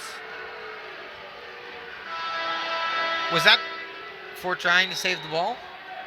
Plead for knocking the ball off the official. Maybe Quinnell was looking for a foul on the baseline. Nick Evans on the follow. Couldn't get it to go either. Quinnell Brown saving it out of bounds.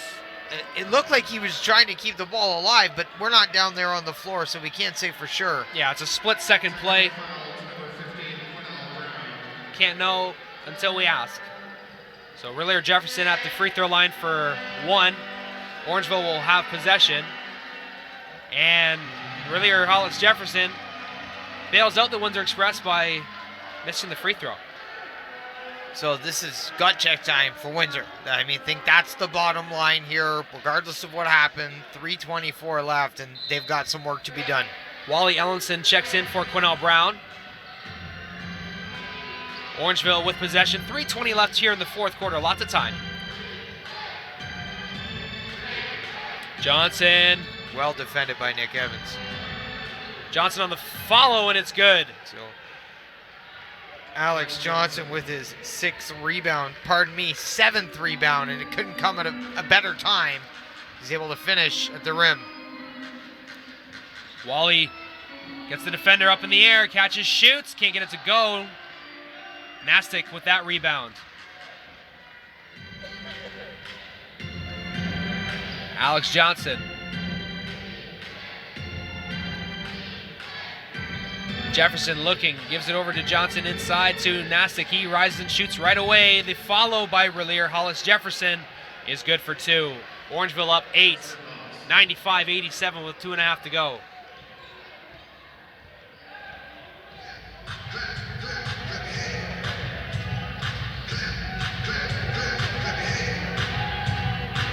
Duncan to Wally.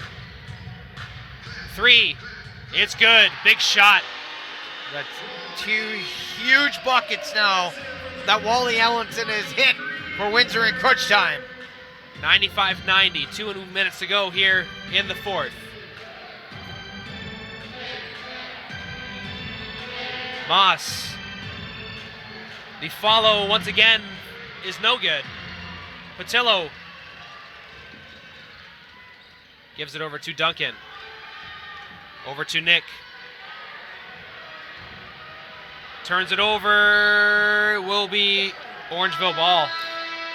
1:36 to go here. Nick Evans thought about shooting it and then went back to the basket, so Orangeville had their hand in his pocket.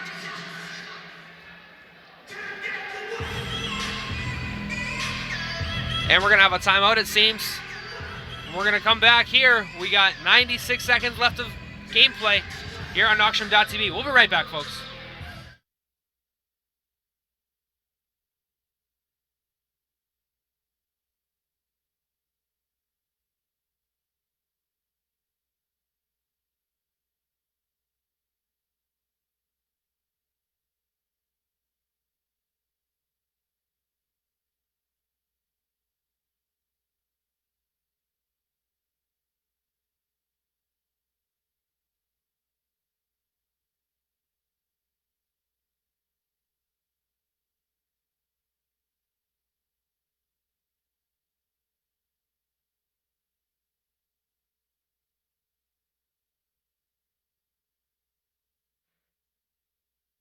This is what the new St. Denis Center is supposed to look like. Wow, beautiful. We'll find out if they get it on the 3rd.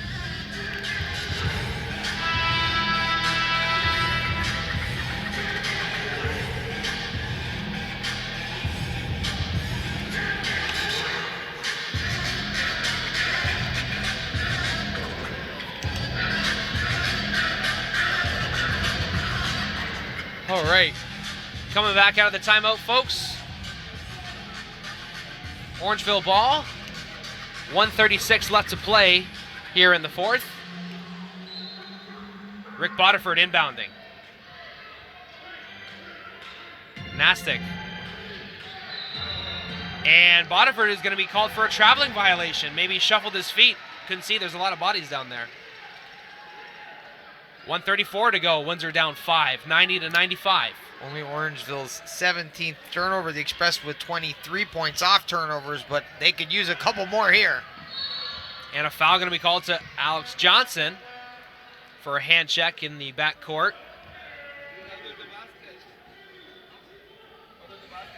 And I apologize, there was no stat updated at the time. Alex Johnson, 11 points, 10 rebounds, 6 assists. Not too sure. Here we go, Juan Patillo on the catch and shoot. No good with 1:17 to go here in the 4th quarter. Alex Johnson crosses the timeline. Gives the signal. Nastic at the 3-point line. Turns it over. Juan Patillo. Backing over, says the official, Jeff Astles, and it will be Express basketball. Yeah, Nastic, I think, got away with a push on DeAndre regardless, so things kind of worked out there for Windsor. And I believe Coach Jones has requested a timeout. And he does. So with 1:01 to go, 95-90. The Express trail, and they need a bucket coming out of this timeout. We'll take a short break ourselves and be back here on Knockstrom.tv.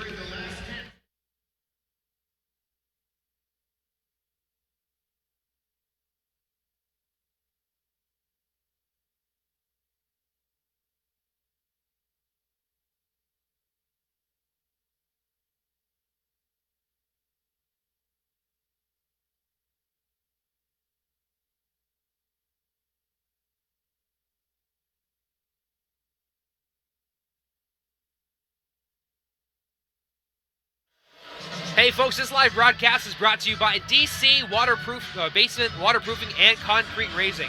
Do you have a wet basement or need driveway or sidewalk raising? Contact DC Basement Waterproofing and Concrete today. Windsor Express Basketball is also brought to you by Mastro Kitchen Studio. If you need a new kitchen or remodeling done, Mastro Kitchen Studio can assist you in your project. Contact Mastro Kitchen Studio for more information. And a big thank you to our sponsors on Knockstrom.tv. We'll be back here on Friday, February 3rd against the Moncton Miracles. The Express currently down by 5 points, 1:01 left in the fourth quarter. Kobe coming out of this timeout, it's all about getting a bucket for the Express, but not necessarily a three. Maybe an inside look to start here. Certainly a high-quality look, I think, is what Windsor wants. And throughout the rest of this game, protecting that basketball and boxing out on the boards. Under a minute to go here. Looking inside, DeAndre Thomas working on Nastic. He goes to the baseline. DeAndre can't get it to fall for the and one. He's knocked down a couple of those plays today, but he's going to have to get it to go from the free throw line here to dwindle this deficit. 50.8 seconds to go. And here the chess match will start. Nick Evans going to check in for DeAndre Thomas shortly after the free throws, I'd assume, or Juan Patillo. DeAndre 7-7 from the line tonight, as we pointed out earlier, but no free throw more important than the ones coming.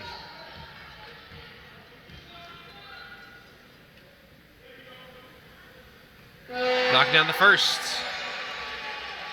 Solid game for DeAndre thus far, 4-8 from the field, 50%. And of course, 8-8 from the free throw line, 16 points. DeAndre knocks down the second. Make it 17. No sub in for Nick Evans. So now a manageable 3-point deficit for the Express. Getting those 2 points is huge. Alex Johnson at the point.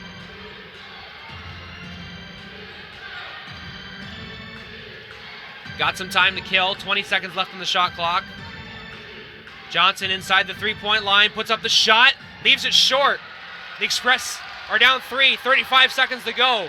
Warren Ward catches and shoots off the glass, but the finish, no, Wally Ellison can't get the tip in. And they got a good look. Warren Ward got the shot he wanted.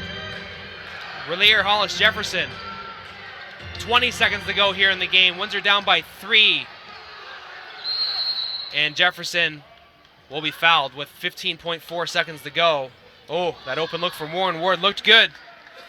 They got the shot they wanted, I believe, just didn't fall. But Wally Ellison, again, almost makes a huge play in crunch time. He was behind the backboard when that shot went up, it seemed. It's a combination of athleticism and basketball IQ, and he's got both. Bodiford inbounding. 15.4 seconds to go in the game, and foul committed by Darren Duncan, 13.2 to go. Express foul number 12, Darren Duncan. Alex Johnson, 2 of 4 from the line tonight thus far. Ooh, and he misses the first, which opens the door. And that's exactly what Windsor wanted.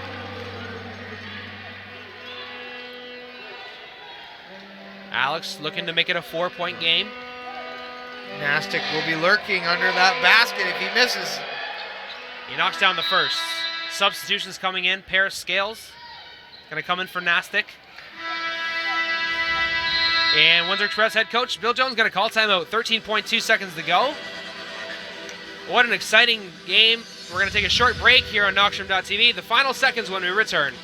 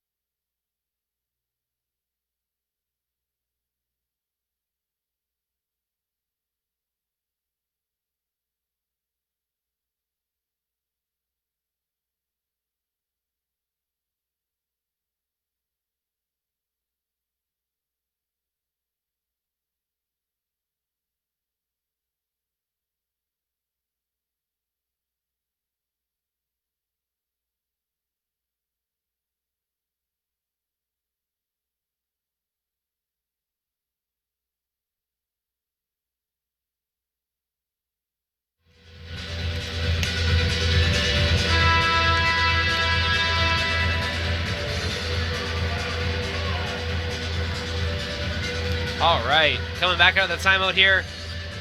13.2 seconds to go here. It's crunch time.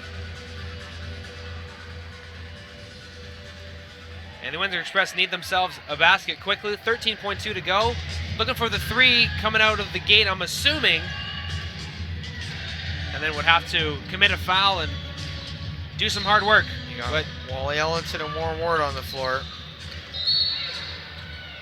And Juan Patillo draws the foul, so with 11.3 seconds to go here. Moss is going to check in for a pair of scales.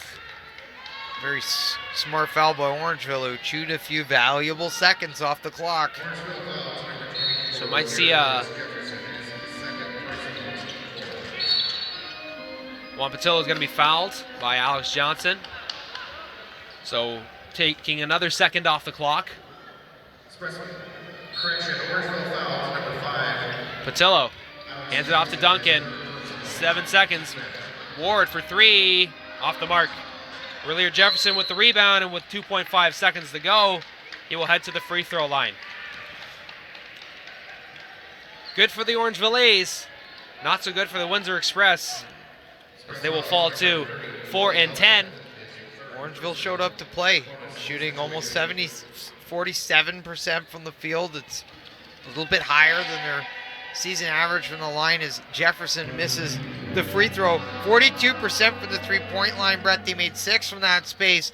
That's well above their per-season average, and 72% from the free throw line. They also out-rebounded the Express, a +6 on the glass. Got 19 points off the bench, besides being shorthanded, but Brett, 48 points in the paint. They were a +20 there. And of course, Stefan Nastic, can't say enough about the job he did, whether it was setting screens, securing rebounds, scoring points, or hitting free throws. He was the difference maker tonight for the Orangeville A's. Yeah, it was definitely the difference. 97-92, the final score. Orangeville improves, and Windsor moves to 4 and 10. The Express will be back in 2 days' time against the Moncton Miracles. Looking forward to seeing our first Atlantic Division team of the year. Kobe, how about you? Always an exciting time here at the WFCU Center, regardless of who's in town, but I'm really excited for the Moncton Miracles to head to the WFCU Center. Scoop Jardine, what more can you say about that guy? Absolutely, good preview there. And of course, on February 8th, we've got the Clash at the Coliseum against it's the Battle of Waterloo basketball tripleheader. The Windsor Lancers women will play at 3, the men will play at 5, and the Windsor Express and Kitchener-Waterloo Titans will play at 8. For 1 ticket, you can see all 3 games, so make sure you get those tickets at windsorexpress.ca. We're going to send it downstairs for the Knockstrom.tv post-game report with Aaron Sanders and Justin Prince. For Mitch Kobe K and myself, I'm Brett Hedges saying thank you to our sponsors, thank you to the crew at Knockstrom.tv, and thank you all at home for watching us live streamed every game here on Knockstrom.tv. So let's send it back downstairs for Aaron and JP. We'll talk to you soon.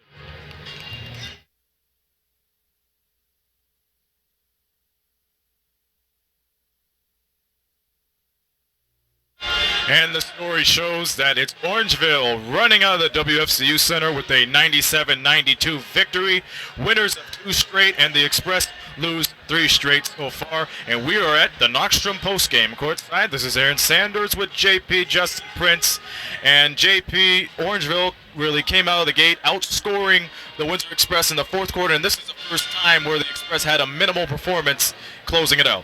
Yeah, Windsor just could not get it done tonight at the end here. Usually they are a second-half team, but this second half, Orangeville just pulled away with that 31-21 advantage in this 4th quarter for sure, or to come away with a 5-point victory. So overall, they just could not close out tonight. Well, with the negatives, you have the positives. There were plenty of plays that really stood out of their mind. I mean, first of all, in the first half, that Warren Ward 3, somebody volleyballed it to him, and that was good ball movement for number 1. What was your analysis on that? Well, it was great awareness by Maurice Jones on that play to keep up with the ball that was loose. Volleyball spiking it out to Ward with the pass and getting the shot there. That was great awareness from Jones to keep up with the ball and find the open man there. An area or situation, I think that would have gone into the stands almost, trying to get that kind of pass, but great awareness from both of them, actually, to get that kind of play. But it was like an almost highlight reel in the second half from both sides. And we go over to the second half. Wally Ellison's banker through the buzzer. I called it off air, and I think he called it on the air too. I think he was vocal on that, but it was a beautiful shot. Yes, it was a beautiful shot from just about half court, just past the half court line. Great shot. In fact, the players were celebrating like it was the end of a game. That's how big that shot was. An amazing shot from Ellison there.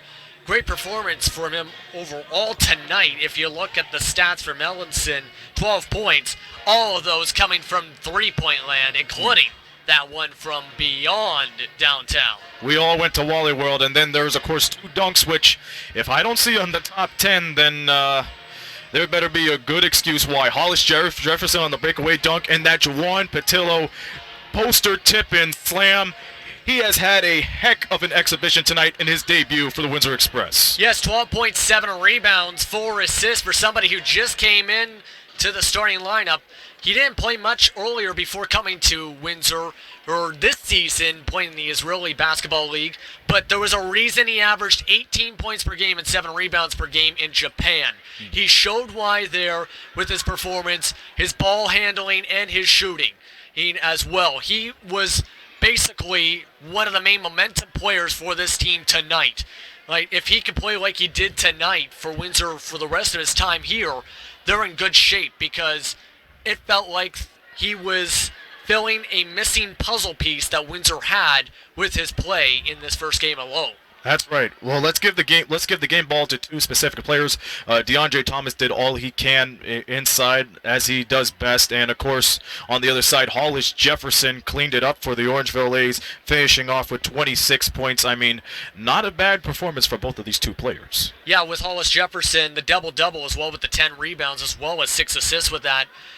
Originally, it was Stefan Nasik who was the player Windsor had to stop. Originally, it was just 8 points for Hollis Jefferson in the first half. Then he came and broke away when Nasik struggled. So Orangeville got a boost from him big time in that second half. Meanwhile, you mentioned DeAndre Thomas with the 17 points, just 2 rebounds and 1 assist tonight. But he had a very decent performance overall offensively, with a few N1s throughout the game, as well as having a decent time guarding Nasik. The question is, though, how will we play from here on out? Because yes, it was a good performance and good against the free throw line, but the rebounds are a little bit of concern for me, even with the game ball, honestly. Well, it's always been a concern for the Windsor Express to pick up those rebounds. They're ranked last in offensive rebounds, averaging 3 a game. There was one point where they had 12 rebounds, but that was all defensively. So that's one thing they have to take care of in what lies on the road ahead. Orangeville, they now break even 500, 6-6. The Windsor Express, they dropped to 4-10 right now. We won't be here for Friday's game, but Knoxstrom.tv will be there for this Friday for the game against the Moncton Miracles. First time an Atlantic Division team comes to the WFCU Center. Time is of the essence, so what does Bill Jones' squad have to do in order to come home with the victory on Friday night? Well, one thing for sure, or with Darren Duncan back, the offense seems to be getting better communication-wise on that side, but at the same time, they have to make smart shots. There were times where they did not make the smart shot down the stretch. They also have to get those rebounds. Like, they had the size mismatch at times with Nasik with the 7 rebounds, with Hollis Jefferson with the 10 rebounds, and we're out-rebounded overall. So they got to figure out a way to get the rebound still, especially on the offensive side, as you mentioned. They're out-rebounded 10-6 on offensive rebounds. They've also blew a few different possessions, so they have to figure out a way to make sure they take advantage of every potential possibility and potential possession, I should say, as they can. They can't have 19 turnovers like tonight, like, to keep into it. Yes, they forced 18 for Orangeville, but it's still a lot of turnovers in a chippy game overall. And yes, a very short time to do it. Orangeville's the lucky duck here. They don't have to play until Sunday, where they play against the Niagara River Lions at the Institute, so luckily for them. We'll see you folks down the road Saturday for the London Lightning on Knoxstrom.tv. They'll play host to the Moncton Miracles as well. So Moncton will be here Friday. Be sure to tune in at 7 p.m. for that, and then tune in the day after at Bud Gardens where the Lightning play against the Miracles. So that's the next time we'll see you. Tune in this Friday. Windsor Express are now 4-10. They dropped their last 3. Hopefully a miracle can be made here in this building. Once again, the final score, Orangeville 97, Windsor Express 92. We'll see you guys down the road. This has been a presentation of Knoxstrom Digital Media, producing the media excellence in Southern Ontario. Till next time, for JP, Justin Prince, this be Aaron Sanders saying so long from the Rose City.